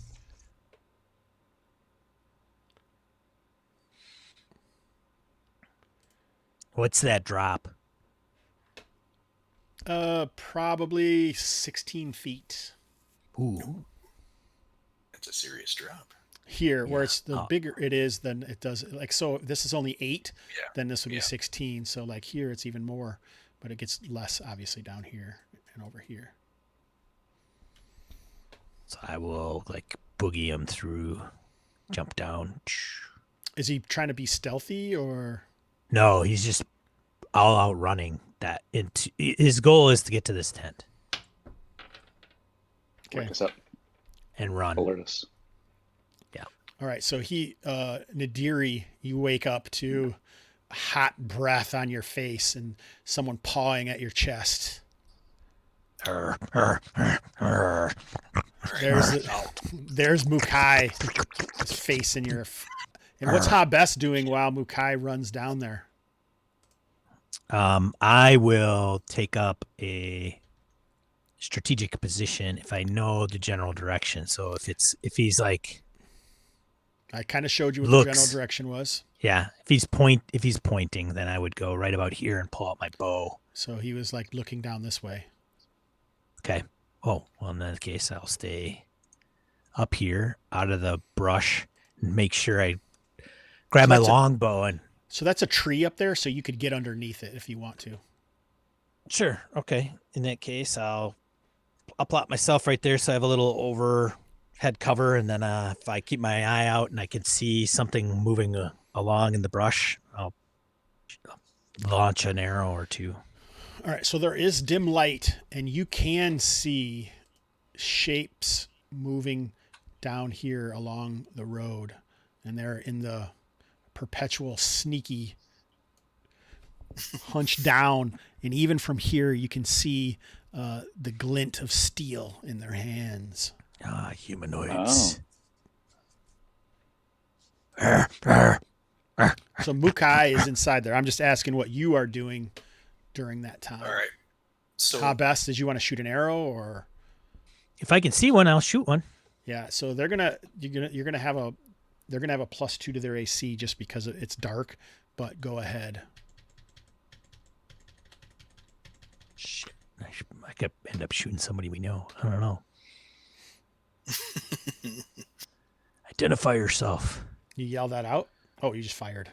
So I guess you just fired. No. Oh, dang. It was an Arya. She was taking a pee. She was just hunched over.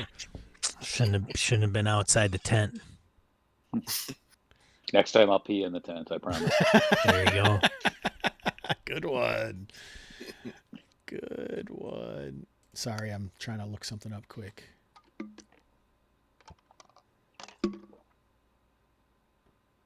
Here we go.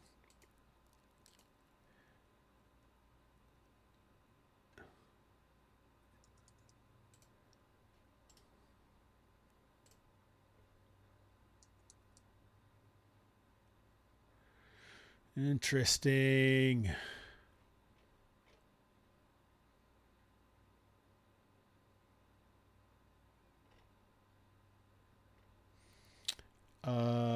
All right, yeah, so you can hear the satisfying thunk and a scream that trails off.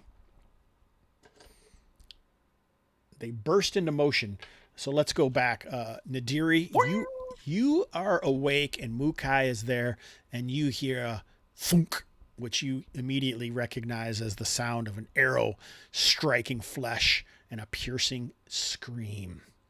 All right, so I'm going to wake up Frick and Frack and get into my armor and get my bow ready and have at it. What kind of armor do you have?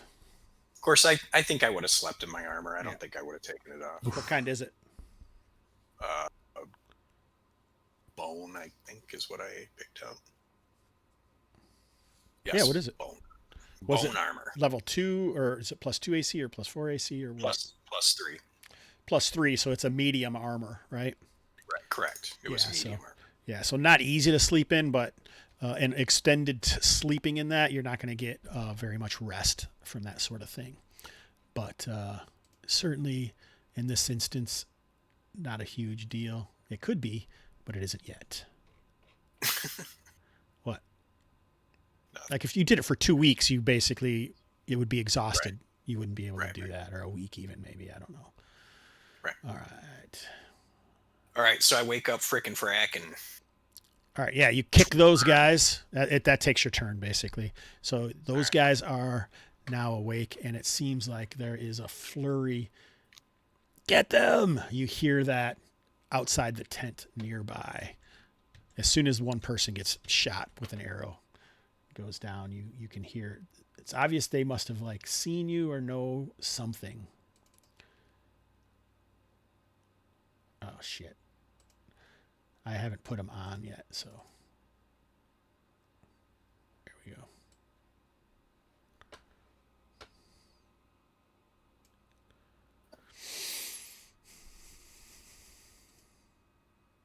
They're giants. Just kidding.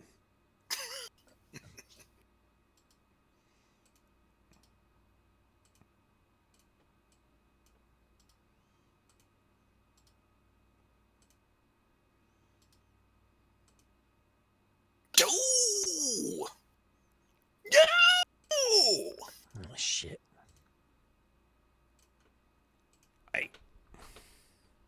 Can't ever be easy, can it?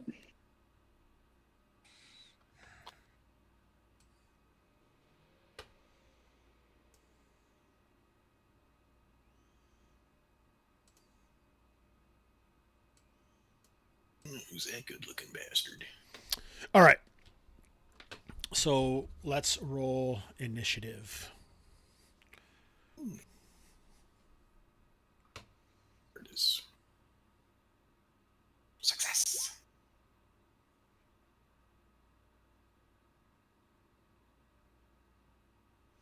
Since you failed Hobbs, why don't you roll for Estari? Just D20 roll? Yeah.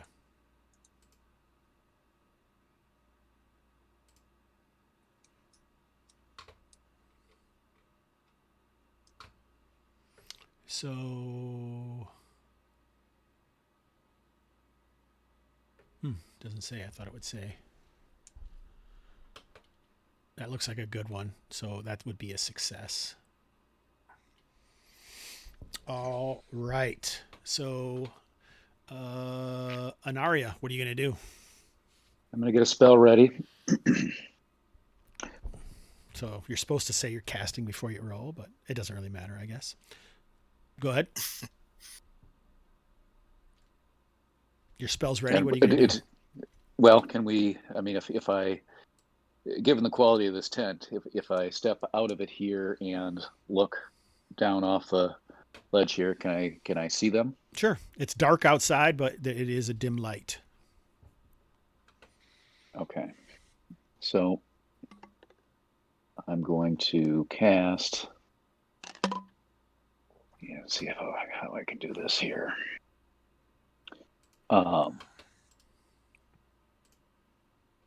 Each square is 5 foot? Yep. Okay. I'm going to cast at, I think that's the one that I want. I'll get it to work here. All right, hold on just a second. Gotta get to work from here. I'm just disappearing. Holding. Wow, did something just end somewhere? Because we have a lot more people on now. Or did everyone just get up? Like 11 o'clock, it's like, all right. All right, so straight down across here and Thunderous Invocation. So you're going to have to step out here, right? Correct.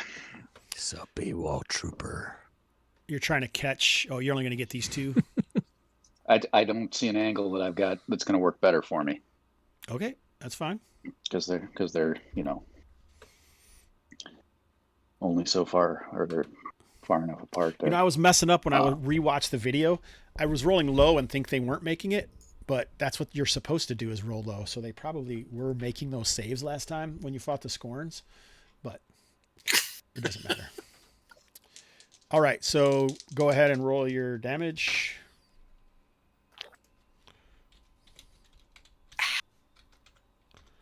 Oh, do your DDM first, I guess. And hope for the claw. That was awesome.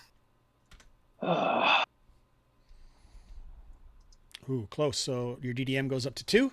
The deafening blast of thunderous force waves down the hill and smashes into these guys. Doesn't it? How much damage did you do? 2d8. Oh, okay. Let me pull that. Yeah, 2d8. That is such an awesome spell. All right, 5 points of damage. Roll a d6.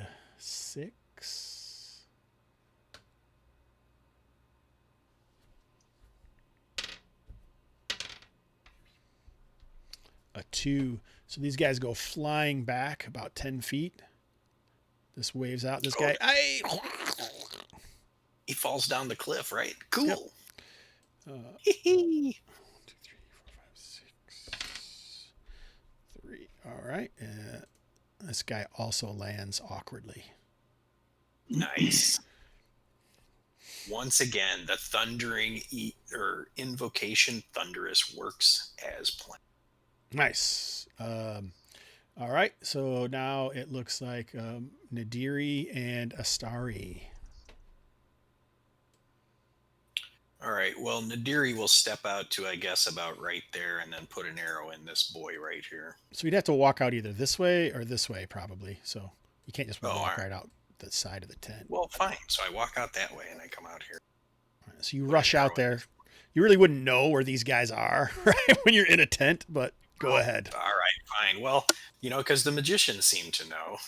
Well, she just ran out the back and then looked. So you could run out the front and look, or So the I back run and out look. the front. So I run out the front and look, and I see this guy. Whoops. Yes, Sorry. I like it. I see this. Whoops, I still didn't do it. I see that guy. Roll them.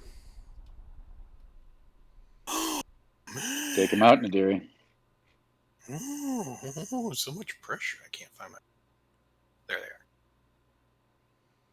Bam! Oops. Misses.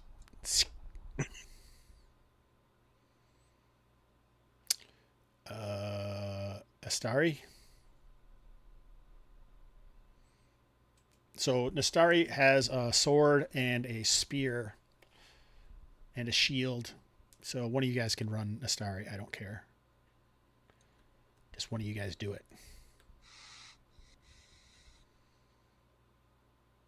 Do I have to pick? Is she even able to do anything, Hobbs? Like physically? Yeah, yep.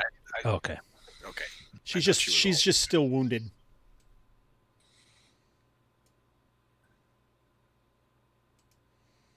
So I'm going to roll Well, she was... D6. It is Sean. Sean, you're in control of Nadari, at least this session. Okay. She is a second level fighter. Okay. At second level fighter, she has a strength 15, a con 13. Her other stats are a 10s, and she has 14 hit points, 5 points of luck. How many hit points? 14. AC? I guess 15. It doesn't matter. Okay. You said strength of 15 or 13? I got it mixed up. 15 is strength, 13 is con. All right. I have her get up and move to the corner of the tent here. She does not have a missile weapon, I'm guessing. She has a spear. Okay.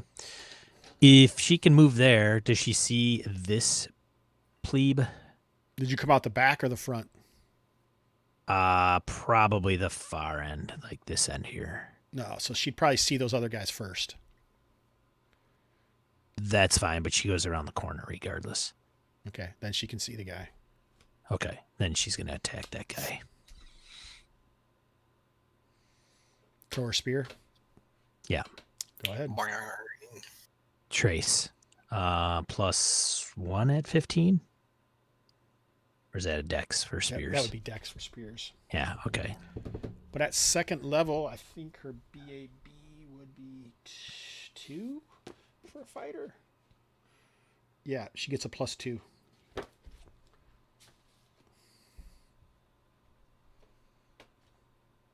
5. 5? Oh, that's a miss. So her spear is, she no longer has her spear, but she does have a bastard sword. And she has a shield on her back. All right, so that means it's their turn, right? Sure. It does. Mackay doesn't have any distance weapons. Correct. And it's not, Mackay won't go until the end when Sean goes. Is it my turn? Not yet. I was just seeing what these guys are going to do. God.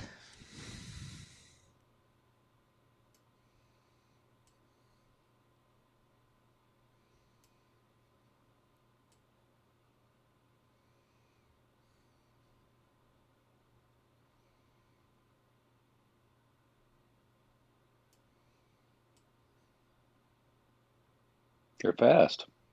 They are. So are they just humans? What do they It's still see, kind I of hard to guess? see. I It's don't know. dark. So Okay. that's what the problem is. But you're guessing they're just humans. Yeah.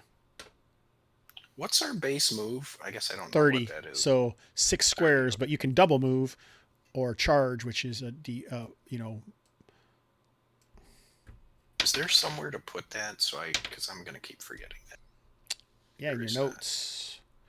These guys scrabble at the wall here, but they don't make it up. They're trying to help each other climb up this thing. Scrabble. And this guy, as he rounds the corner, he's yelling. This guy is obviously their leader. That's why I gave him a different token. Oops, I didn't mean to move him. He's like, "Kill the Mongers!" We're not Mongers. So this one attacks Anaria with the first one, and the second one is going to attack Astari. All right, so that probably hits 15. So Astari actually gets hit, but Astari is hurt. So we'll see how much she had. Oh, she's down 2 hit points. Okay. This guy is using a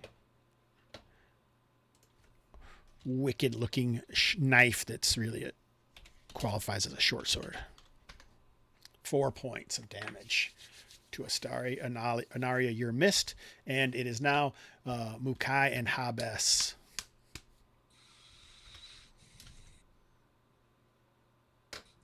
Kai's gonna come out, leap and jump on that guy. Hey, Kustash, welcome, man. You look like a new member. Is Kustash from Gaming and BS or what? I don't know, maybe. Thanks for getting involved, buddy. A 5 Is a miss. +2. It's a miss. Okay. Oh, actually, wait a minute. I'm mistaking him for Astari, but I still think he might have missed. You are on the battle map, aren't you? Isn't that what you guys are seeing?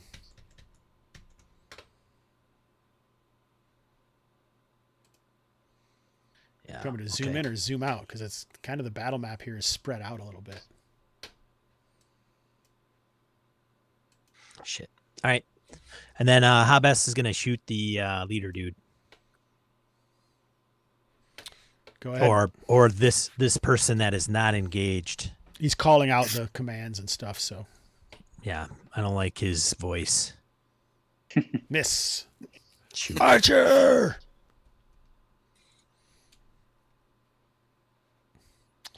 All right, initiative. Dun, dun, dun, dun, dun.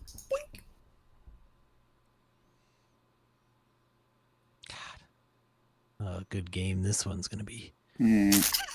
Nadiri. All right, so you say these two knuckleheads are scrabbling up the walls? Yeah. All right, so from above, I'm going to put an arrow right in this guy's noggin. All right, yeah, you get a +1. Right in that guy's bean. Because that's like, what do you say, like 10 feet right there? Yep. All right, take this, you bonehead. Yeah, baby. Mm. Oh, look at that damage. Yeah, so it thunks right into the top of the guy's head, buried in a nasty skull piercing thunk. The old skull piercing thunk.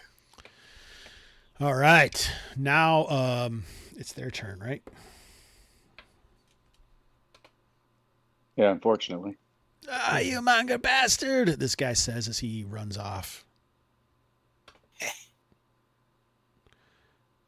Scared him. All right, let's see here.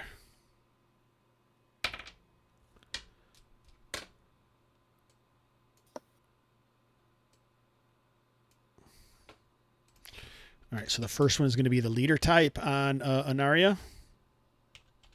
Great. So that's a 17. Now she's got a 74 AC. So Okay. Does probably anyone want to fine. do anything?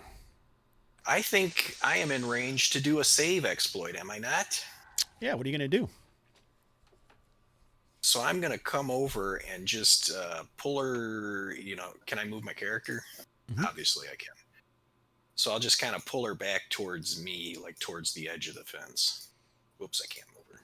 So you're rushing over there almost full speed. I'm not sure pulling, but like you could probably grab her and like maybe try to slide down the hill or something. Okay, fine. Yeah, just rushing over there and grabbing and pulling her out of the way seems. So we'll go ahead and make a dex check. Dex. Good Failure. luck. Failure. Would you like to Fuck. use your reroll pool? I am going to use my reroll pool. All right. Dex check. Oh, Yes, a great success. All right, so you choose, since it's a great success, you can use a luck strength or luck dexterity. I'm going to use luck dexterity. Okay. Success! All right. So you guys So we slid down the. are now down here. All right. All right. Now just Anaria and Nadiri make a dex checks.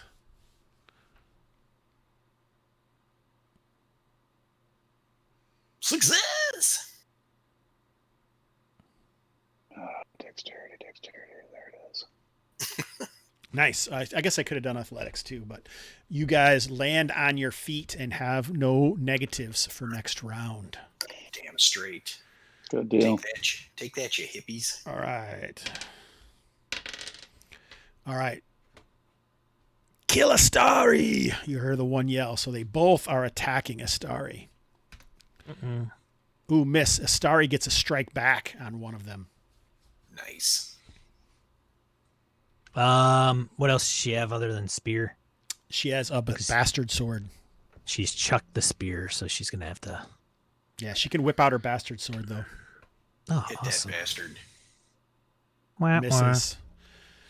All right, so now it looks like it is Anaria or Hobbs. Doesn't matter to me. Okay, I'm gonna. I've got another spell yet. I'm gonna throw. Okay, go ahead. You're supposed to say that Oh. before you make your initiative roll again, because if you get hit or something happens like carried down a hill, then you could lose the spell, I think. Well, that's also in the etc. that we packed up. Right, exactly right. So the guy that is on the ridge there, that I can see most directly, I'm going to hit him with the lash of unerring pain. All right, I want to see.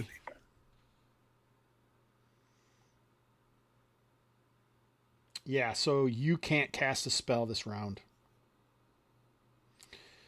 Because it requires steady concentration. If the caster suffers any damage prior to his turn, you may not cast a spell that round.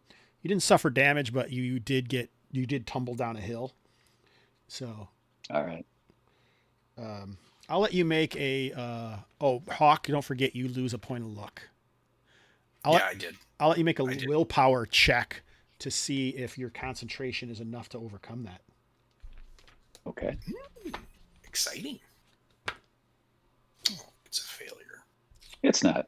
It could be arcane lore, I guess, instead. I guess I forget about that spell. Either way, it would have been a 19, right? So, but that isn't consistent. Which do you think would be more accurate? Would willpower be your concentration more, or do you think arcana would be like the casting the spell? I would think arcane lore, but I think so too. So yeah, go ahead and make an arcane lore check. All right, because that would allow you to re-roll it, because you should be able to, because I mean, obviously you're you have that ability, so you can cast the spell. Sorry about that. All right, and I shall do so. All right. And where is it? There it is. All right, do your DDM roll.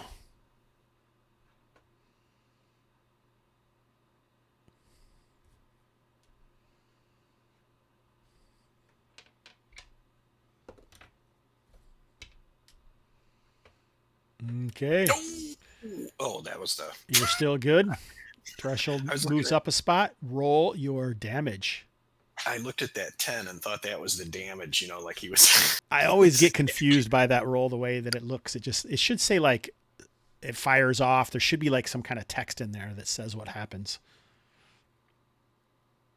Roll a d4 plus 1.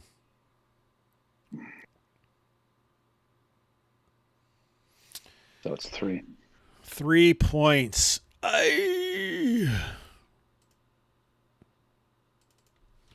Does the red mean staggered, or means he's hurt? Means he's damaged. Okay. We'll add. I'll put like another dot if they're staggered. That's a good idea. I'm not good at keeping track of that, and some skills are affected, and creatures and stuff when they are. So I need to get better at doing that for sure. Do you think we should do a different thing for damage? Should like yellow be the caution and then red staggered, or? Yeah, that seems good. All right, we'll change it up, because normally I do red is injured, but in this game it makes sense that it would be staggered, would be yellow, or damaged will be yellow. That's usually torch, but whatever. We'll figure it out, right? We'll work on it, guys. Awesome. So now it is Hobbs, I think, right? And I rolled, or do you want me to re-roll? What do you mean? I rolled for my attack. I'm shooting this guy. Oh, yeah, no, that's fine. Okay. I like it to go faster. All right. Now, the one thing I have is sharpshooter, so I'm supposed to call that out before rolling damage. But damage is rolled on the attack. Yeah, so you should, before you roll, just to roll your attack roll, just say I'm using sharpshooter, but go ahead and do it. What do you wanted to do? For damage, may make per check success equals. Oh, so it's critical damage if I use sharpshooter. All right. So you're using your one use of it right now, or is it all the time? Actually, that is a good question. I'm not sure. It's just one use. In that case, I will wait. I'll wait. I didn't call it either. That would be my guess, but I mean, you didn't know for sure, so I would give you the benefit of the doubt this time. I can wait. I'll just do the damage, whatever it is. While you're 5. Waiting, why don't you look it up and see if it is. Arrow flies in. Boing. All right. So now it's initiative time again. You guys have definitely decimated their ranks. There's only 3 of them left. You guys thought you were in trouble. Can't be used more than once a round. Okay. So it is something that you can use all the time then. I think the reason is because you have to make a perk check or something. So. No. Oh, yeah, perk check. You're right. Okay. My initiative was a failure. Anyone else roll initiative yet? Initiative? What? Failure. Best failure. I don't think I've won one yet. Anaria. Great A success. Great success. Anaria, what are you going to do? I have no idea. I got a great success. The Starry did. Oh, nice. So what's a star you going to do while he considers this, what he's going to do? Gonna chop the guy in front of her. Go ahead. Chop, chop. Yeah. Miss. God. We can I'll make a character sheet for a starry. That way it'll be easier to make all the rolls and stuff, but maybe you'll have to fill it out, Sean, if you're okay with that. Sure. That's fine. All right. Do you know what you're doing now, Anaria? Yeah, she's gonna move. She's not gonna attack. She's got her spear, but I'm not gonna throw it. So let me. So you could move up to that edge because that's about 8 feet high and reach up and stab that guy if you want. All right, that's what I'd like to do because I just didn't want to be moving into a position 1, 2, 3. You could actually move around here if you wanted to. You could get up there if you want to, but maybe you don't want to be that close to them. Well, and I wanted to move more over where Hawk's showing himself going over in that corner, but I don't want to directly engage. Well, the spear can be from a square away. All right. Let's see. So you can either attack from down here or move over there and attack. Down here, probably, I don't think there's going to be a +1. You can just stab up with a spear. It's not a big deal. All right, let's do that.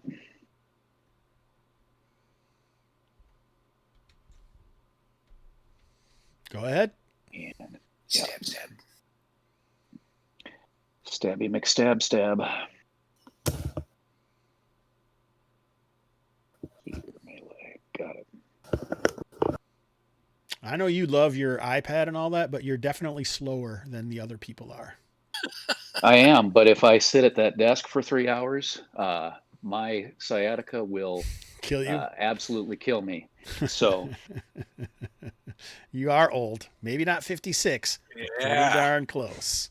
I All don't right. well, have I'll tell you. sciatica. I'll tell you what. Not to get real far down that road, but prior to the pandemic, I was driving about 30,000 miles a year, and it's definitely paid a price for that. Yeah, I drive more than that. I'll bet you do. But I mean, it's I have sciatica too, but I don't know. This chair doesn't bother me, and it's like a wooden, crappy chair, and so I'm surprised by that. Anyway, who else is up? Who's next? That's it, right? Everyone else failed. yeah. Yep. I think it's time for the bad guys. Die, you gaga bitch.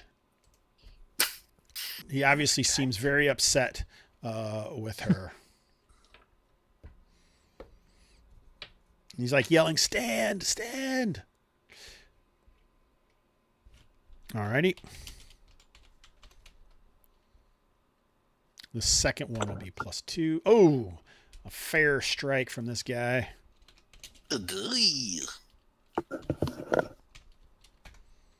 10 points on a starry. Oh, She's down 2. -2.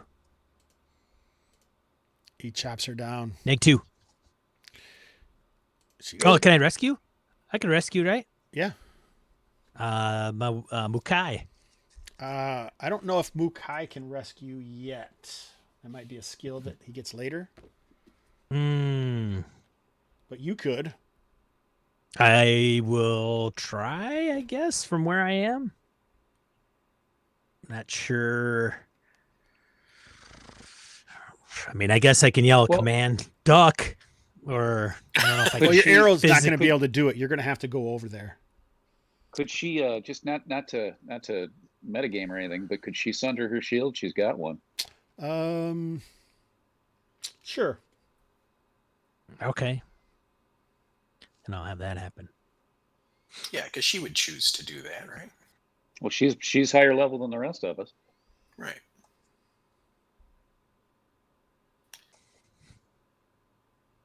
Actually, it makes sense that her shield is probably already destroyed.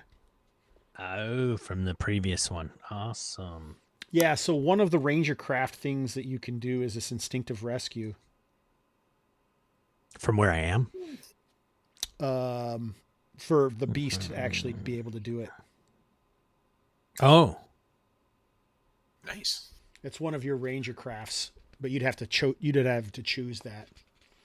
It only says saving the ranger. It doesn't say saving anyone else. So yeah, it doesn't seem like that's something that they would do. But you can try instinctive rescue, but I didn't pick it. Yeah, you can try to. You're close enough. You just have to explain what you're doing, and like there could be ramifications of jumping down that 15-foot cliff to get there. That's all right. I'll take the chance. We'll see. Okay. It's all about chance. So what are you doing? I'm gonna slide down and see. That's a sheer cliff. Then I will Not sheer, but It's like decent. there's some angle to it. Then I will slide down at an angle,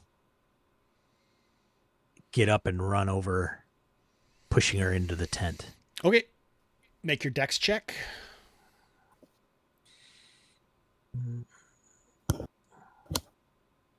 Ooh, a great success. Nice. So like before, I'll give you a +1 on your. Oh no, I didn't give you a +1. I let you choose if it's. You're going to make a luck test that is either strength or agility.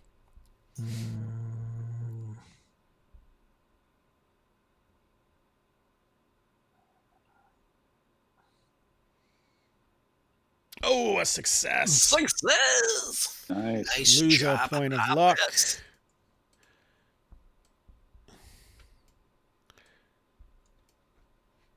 All right.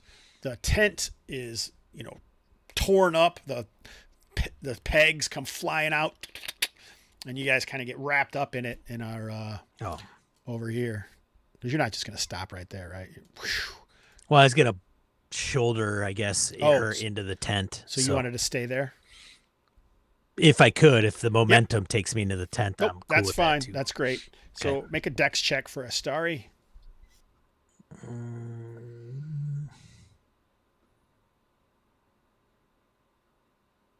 12. All right, she's got a 10.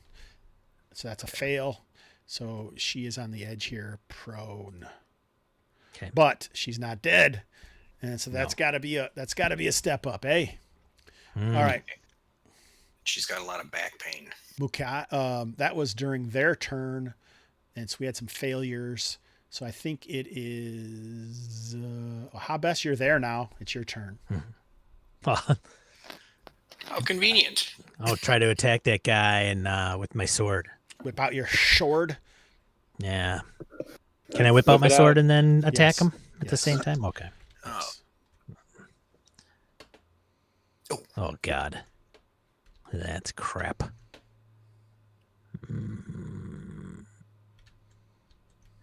Crap. All right, Mukai. Mukai's gonna attack the guy to his corner. So I don't know if you remember, but you can like do that flanking stuff with him, right? I can, but I suppose I could move around him. I was just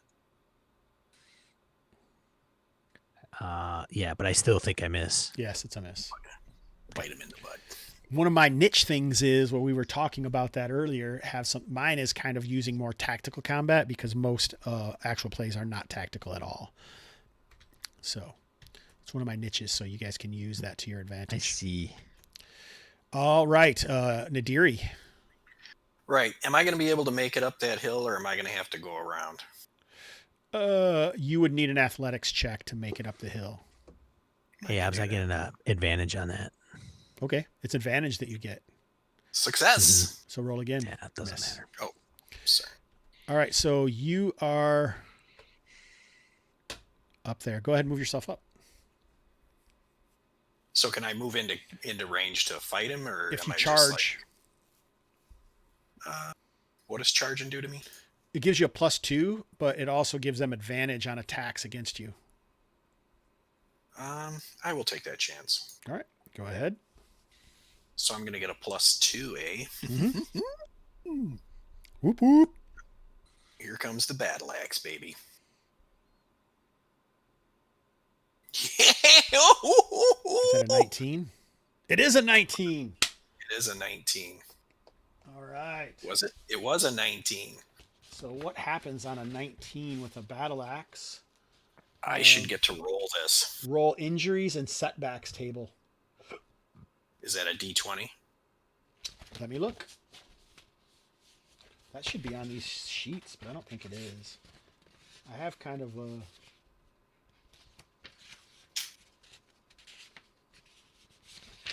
Oh, that's injury and recovery.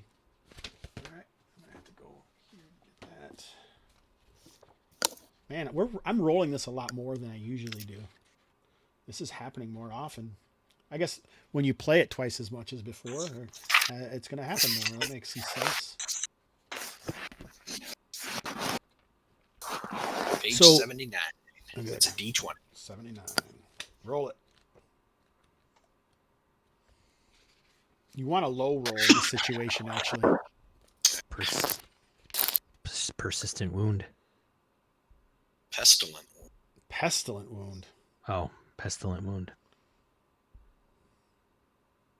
Well, hopefully he won't be around long enough to die of pestilence. It says the hit point max is immediately reduced by 1d10. So basically, you haven't cleaned your battle axe lately. How much damage did you do? 4, it looks like. That could have been better. Anywho. Roll a d10.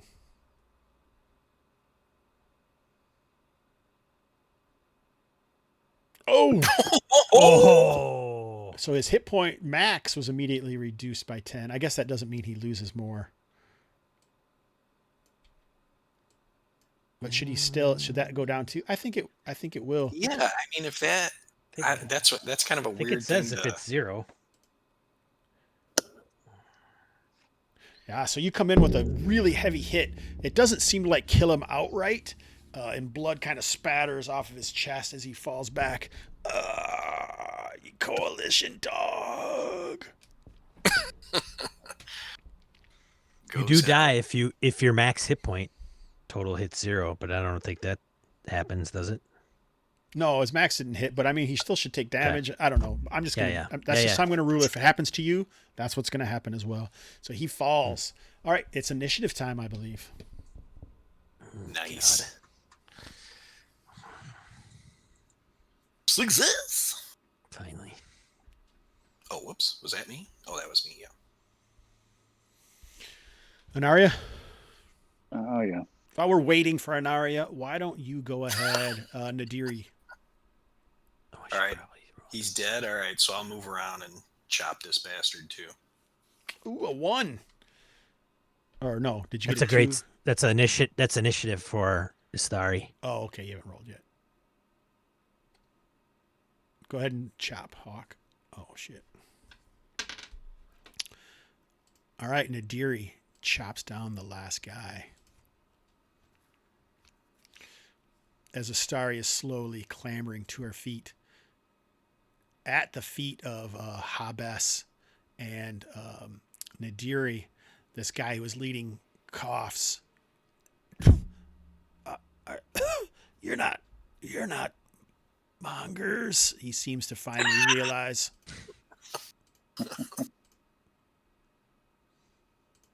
Does anyone say anything or do anything? Wasn't me blowing your people across the thing that gave you your first clue? So Nadiri comes running up there. Who? What?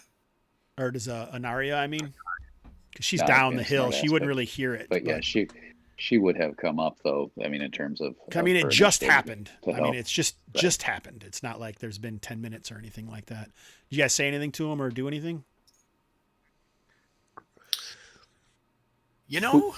Who are you and what the hell are you doing here? Yeah.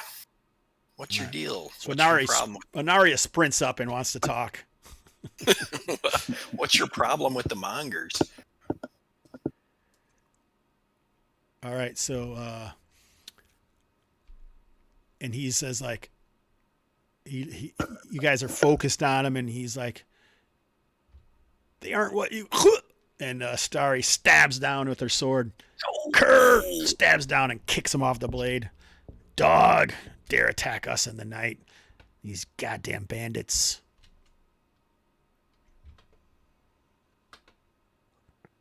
Stare at her. Well, What do you mean by that, Astari? By what? What do you mean? Sounded like he was going to say they're not what we think. I search the. I bow down, bend down, and pat him down, Anaria, what are you doing? looking for his wallet. Hobbs, I realize what you're doing. What's Anaria doing? Right. I'm watching a story. So you guys are over these corpses as Starry starts to kind of look over wounds. Good thing you patched me up. Who knows what this bandit's talking about? Obviously preys in the night on good traders. Mm-hmm. Did you know who he was? They all look the same to me. Parasites.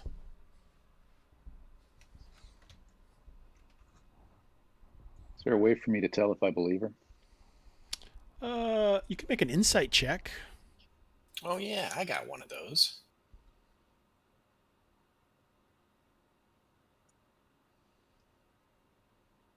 Success!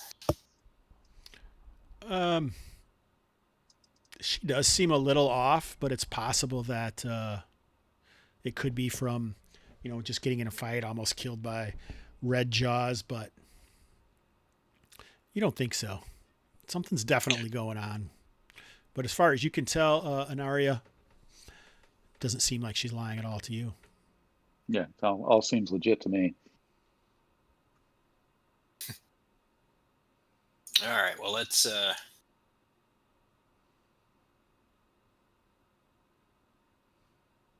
search the bodies. Maybe we can scrape together a few. It doesn't Gold seem pieces. like, yeah, so that's what Hobbs has already been patting everyone down while you guys were doing that. You don't seem like you want to talk to Astari anymore. She kind of cleans up and starts to rub the nicks off of her blade and goes down, finds her spear. These guys don't have anything on them, not even like camping goods or anything like that.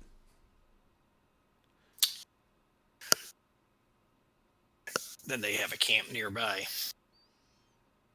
Good point. You want to kick that guy out of chat? I don't know how.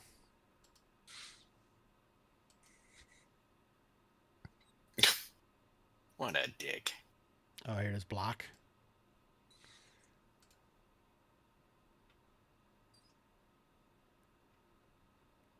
Or do you want to become famous? I guess that's the question. No, I do want to become famous.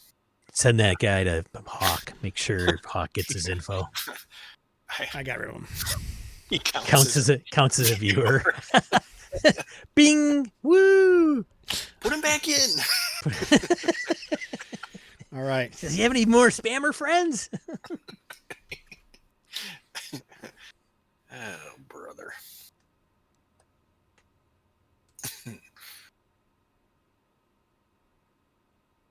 All right.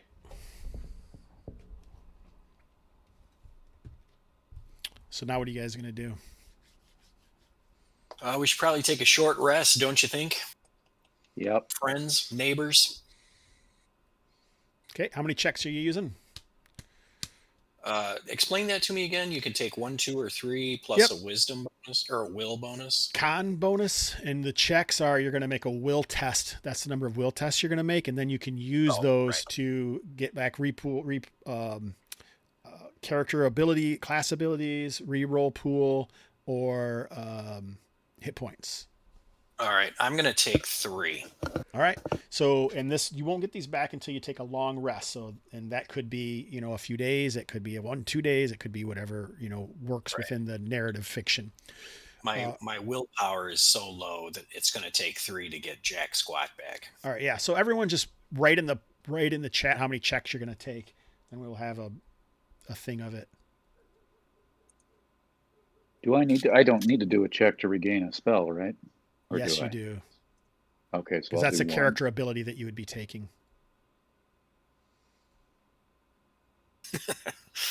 0. Come on. I didn't get hit, man. All right. I'm going to try to get So, my Naria, read. you didn't say how many checks you were going to take. Well, I said it out loud. I just didn't. I didn't hear what you said. 1. Okay, so remember, you only have a 2 or 3 later. That's why it's important. Let's see how many Astari has. So 1, 2, or 3 will be 1 check left. 1 being 1. 1 used, 2 used, or 3 used. 4 or 5. 4 is 2 checks left. 5 is 1 check left, and 6 is no checks left. Okay. All right.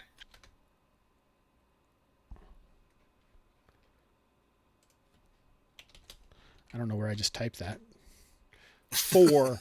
So I think that was 2 checks left. Yep, that was 2. All right. So she has a 2 check and a 3 check left. Just going to use 1 to get hit points back. So she doesn't have 1 left. She either has a 2 or a 3. Oh, I get you.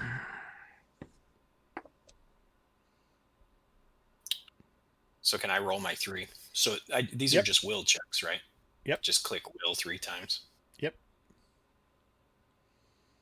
All right. So you got it once. What are you going to do with it? Reroll pool. Okay. You get your reroll pool back. Are you going to roll for her? Her will is a 10.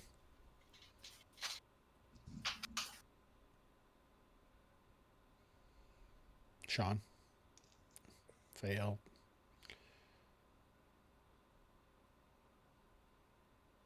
One more. Made it.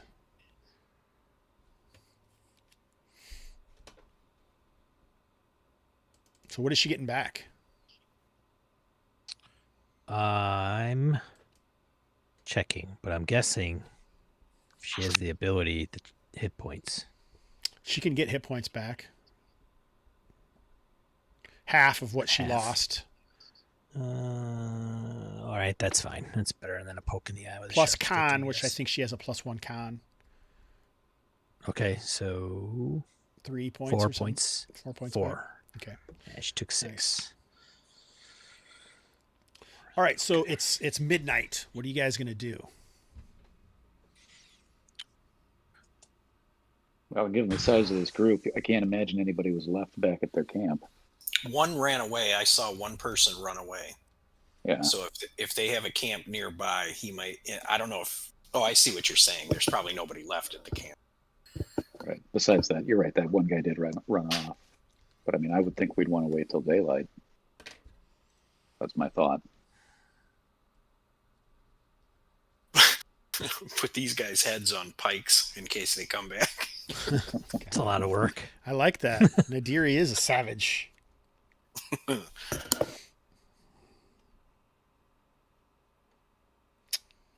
mean, have you ever chopped off a head, man? It is a lot of work.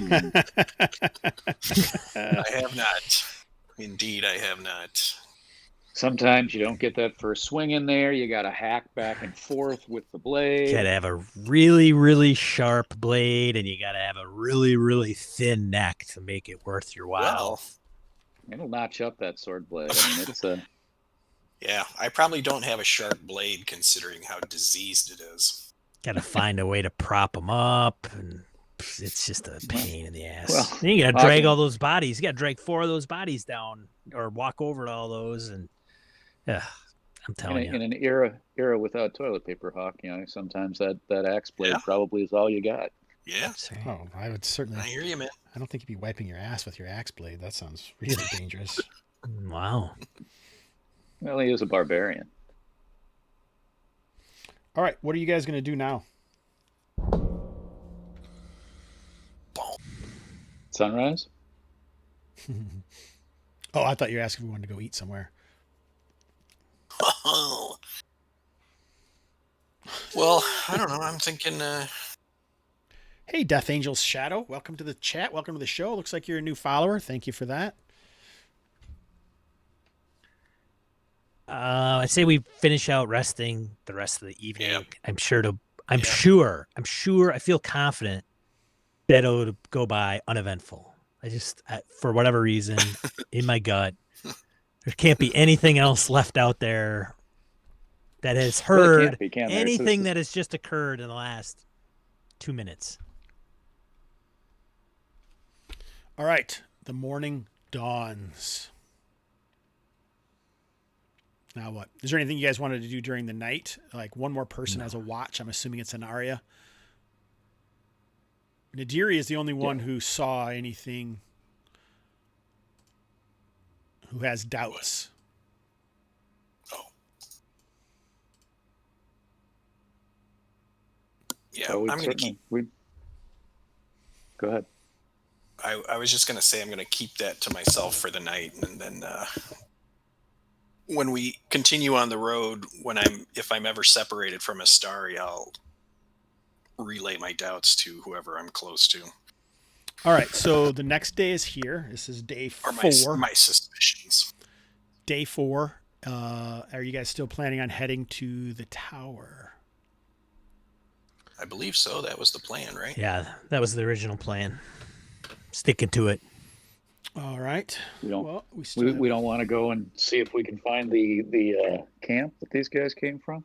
Let's hope the beasties ate that guy. I mean, if they could eat us, they could eat an NPC. Hey, knock on wood. That's right, man. Just saying. I'm sure that's what happened. Totally.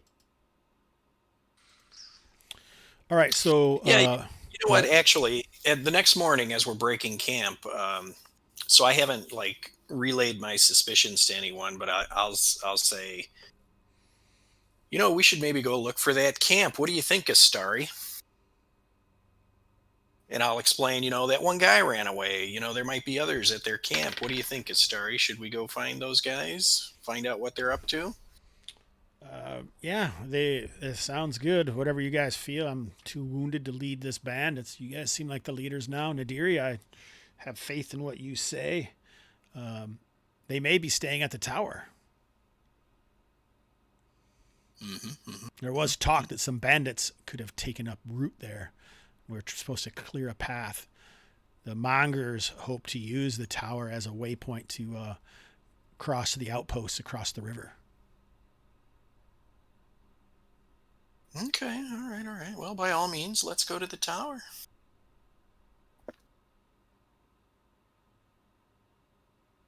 All right. Yeah. So are we headed to the tower? We go to the tower. I will scout ahead with Mukai, usually the standard. Mukai. Psst, psst. Psst, psst. What's that mean? Means move forward, but I could tell you, but you're not Wolf, so. It apparently means a lot of things because that's the same sound you make for every company. It's in the hand gesture, man. Hand gesture. Gotcha, man.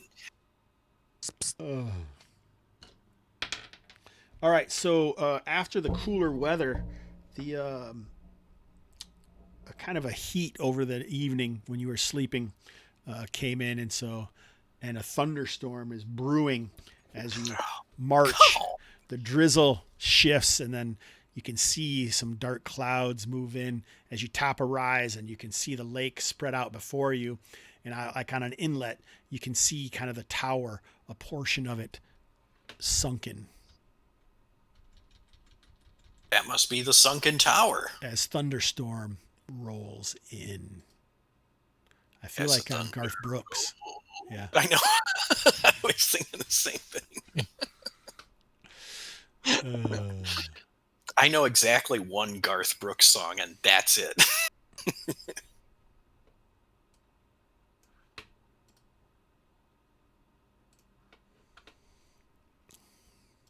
Are we playing till 1 today, or? What time is it? It's only 11:55. Noon, dude. Yeah, you guys probably have some stuff to do. But you usually have to quit at noon, so. Yeah, well, I thought that you guys might want to see this map. Oh, all right. I just didn't know. Ooh. From where you are, you do spot a guy who looks like he's kind of perched on watch, and he's a human dude. Looks like likely Argosan, dressed similarly to the guys you saw last night. Oh man, has he spotted us? It doesn't look like it. I give him the old hold on side. Mukai. Bring back Mukai. All right, so we will leave that as the cliffhanger. It seems like there's at least one of these bandits in the tower, the sunken tower. You can see that part of it is definitely submerged in water.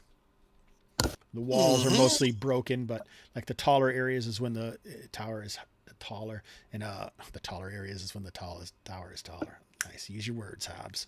Thunderstorms rolling in. It's only a few hours past dawn.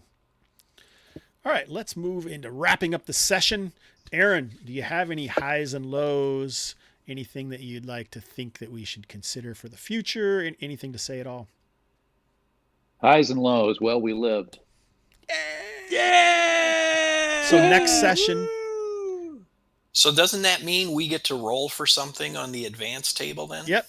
The beginning of next session, we will, unless you guys want to do it now. No, I don't care. I just don't want to forget about it before next session. Maybe, should we do it? We can do it in the chat as well. In the thing, you guys can, well, just everyone roll a D8. Except Aaron, roll a D10.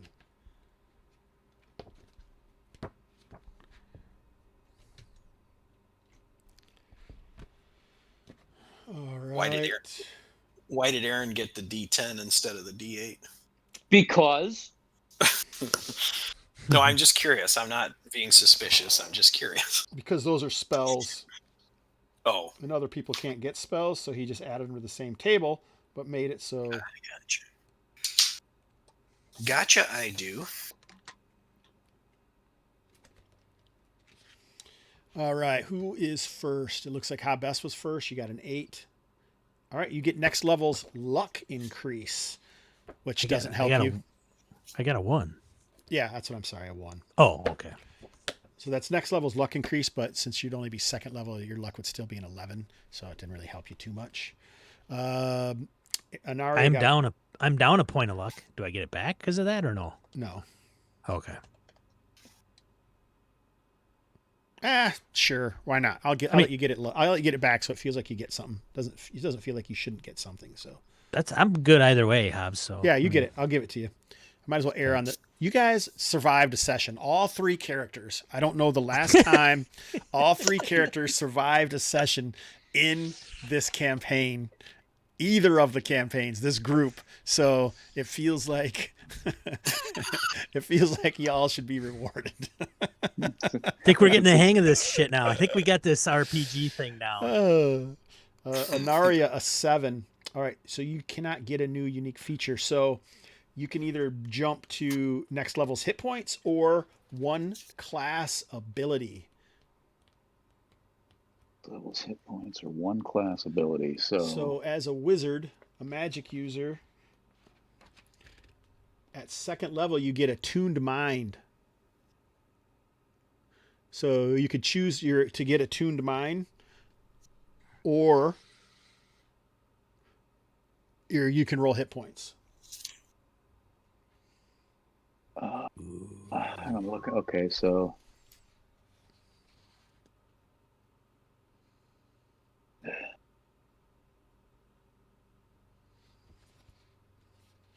So to let the I'm people gonna go at with home hit points. Yeah, who just I'm gonna got go with here. hit points All right, for roll now. a D3 plus 3 plus your con.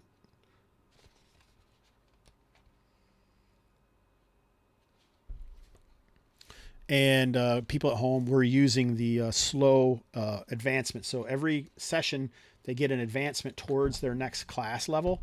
After 3 sessions, they get the full. So anything they didn't get during this session advance, they get the rest of their stuff then. So remind me how I roll a D3. /R space 1D3. You want me to roll it for you? Can you do it? Yeah, Type it in there. All right, /R space 1D3 plus 3. Nice. Hawk. Ooh, you get a new skill. So do I pick anything, or does it have to be on that list? The barbarian list. Do barbarians at second level automatically get another skill? I don't think that's something that actually happens. No, it says at 4th level you get a new skill. Yeah, 4th and 8th. so that you can't actually get that. So what we do is we go one way or the other. So well, now wait a minute. There's a 6th sense at the 2nd level. Is that what it's talking about? No, that's an ability. Oh, okay. That's a class ability. So you rolled a 5, so that means you get a new class ability, or you get the extra use of a class ability. So you can, like, your whatever your class abilities are, you can you're per your level. So normally 1, you could move that up to 2, so you could use your class ability twice, or you can get the new class ability. All right. So so I could either take 6th sense, or I could choose to take 2 uses of like rage. Yep, exactly. All right. I'm going to take 2 uses of rage. All right. Nice. And it looks like even though I didn't actually use it. That's fine. So that's a 3 plus 3. I get 6 hit points. What's your con? Did you get a bonus?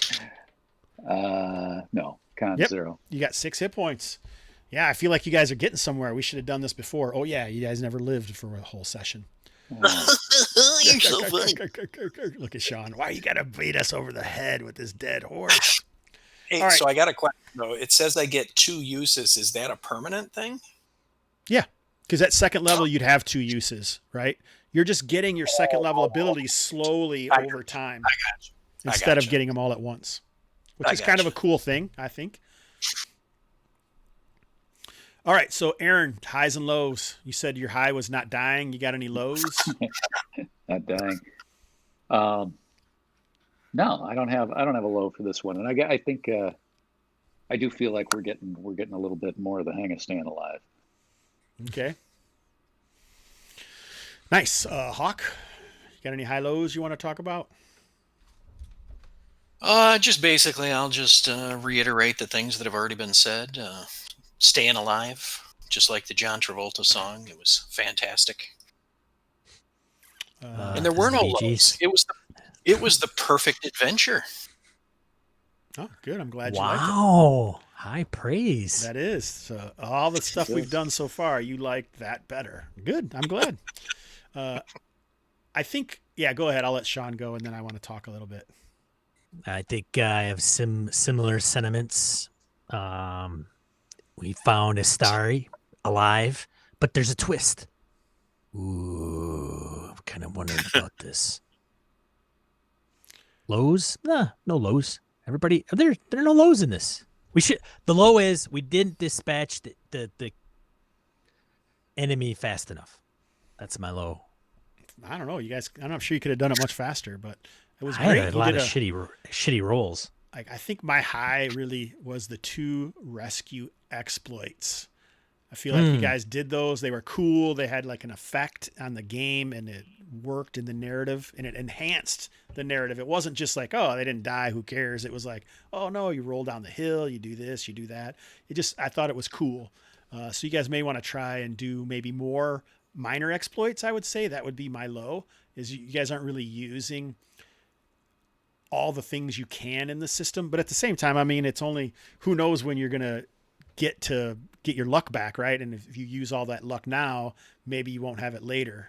So that's certainly something to think about. Like the minor and major exploits is what I'm talking about, Hawk. I can't even tell what you're looking at.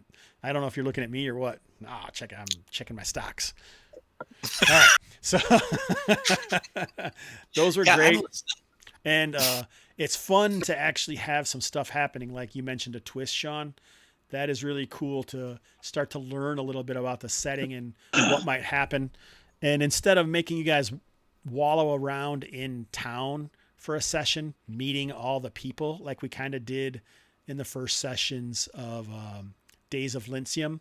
I don't know if you remember, but it was kind of like there wasn't a lot of action. It was mostly just wandering around town, meeting people. And you didn't have to do that. I had already decided, here's the job. This is what you're going to do. And it maybe took some of your stuff away, but I feel like for you guys that works a little better at this point, at least starting out, giving you like a task without you having to find it or go look for quest givers or whatever. What do you guys? Would you agree or not agree? Yeah. I'd agree. All right. So yeah, that helped, and now you can make some decisions after that. I find it interesting that Nadiri is keeping it too close to his proverbial bone vest. That he feels something's off with. I can actually explain that a little bit. I just didn't want to talk about it where Astari might actually hear me talking about it. So I'm just waiting until. See, I was trying to like see what I was kind of curious if she would say, like that next morning when I said, "Hey, we should go look for that camp," and she's like, "Sure, yeah, whatever." So I was kind of expecting her to hesitate a little on that, but she didn't. So. As we're traveling, I'll just try to pass that information on.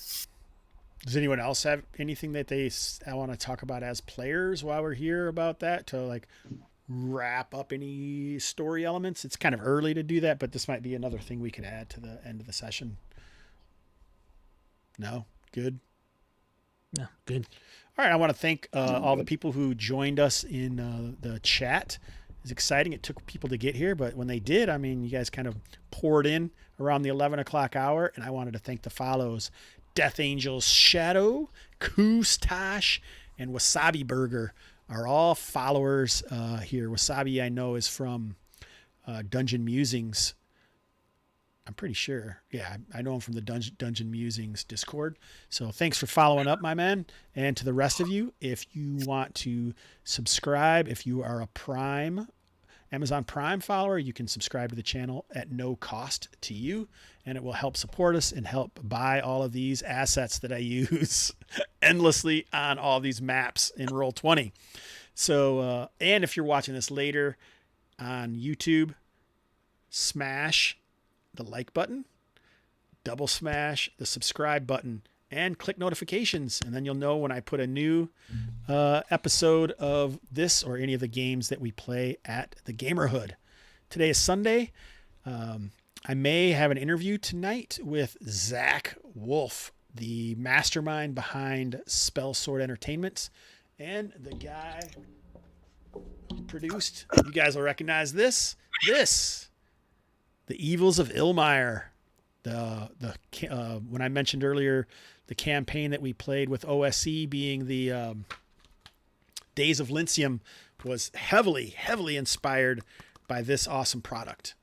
So I'm going to interview him soon, and it may be today. Otherwise, tomorrow night is Kalmata Live. We haven't had a Kalmata session on the Gamerhood since August. So, holy shit. After that, Tuesday is the Tuesday Nights and the White Sands game.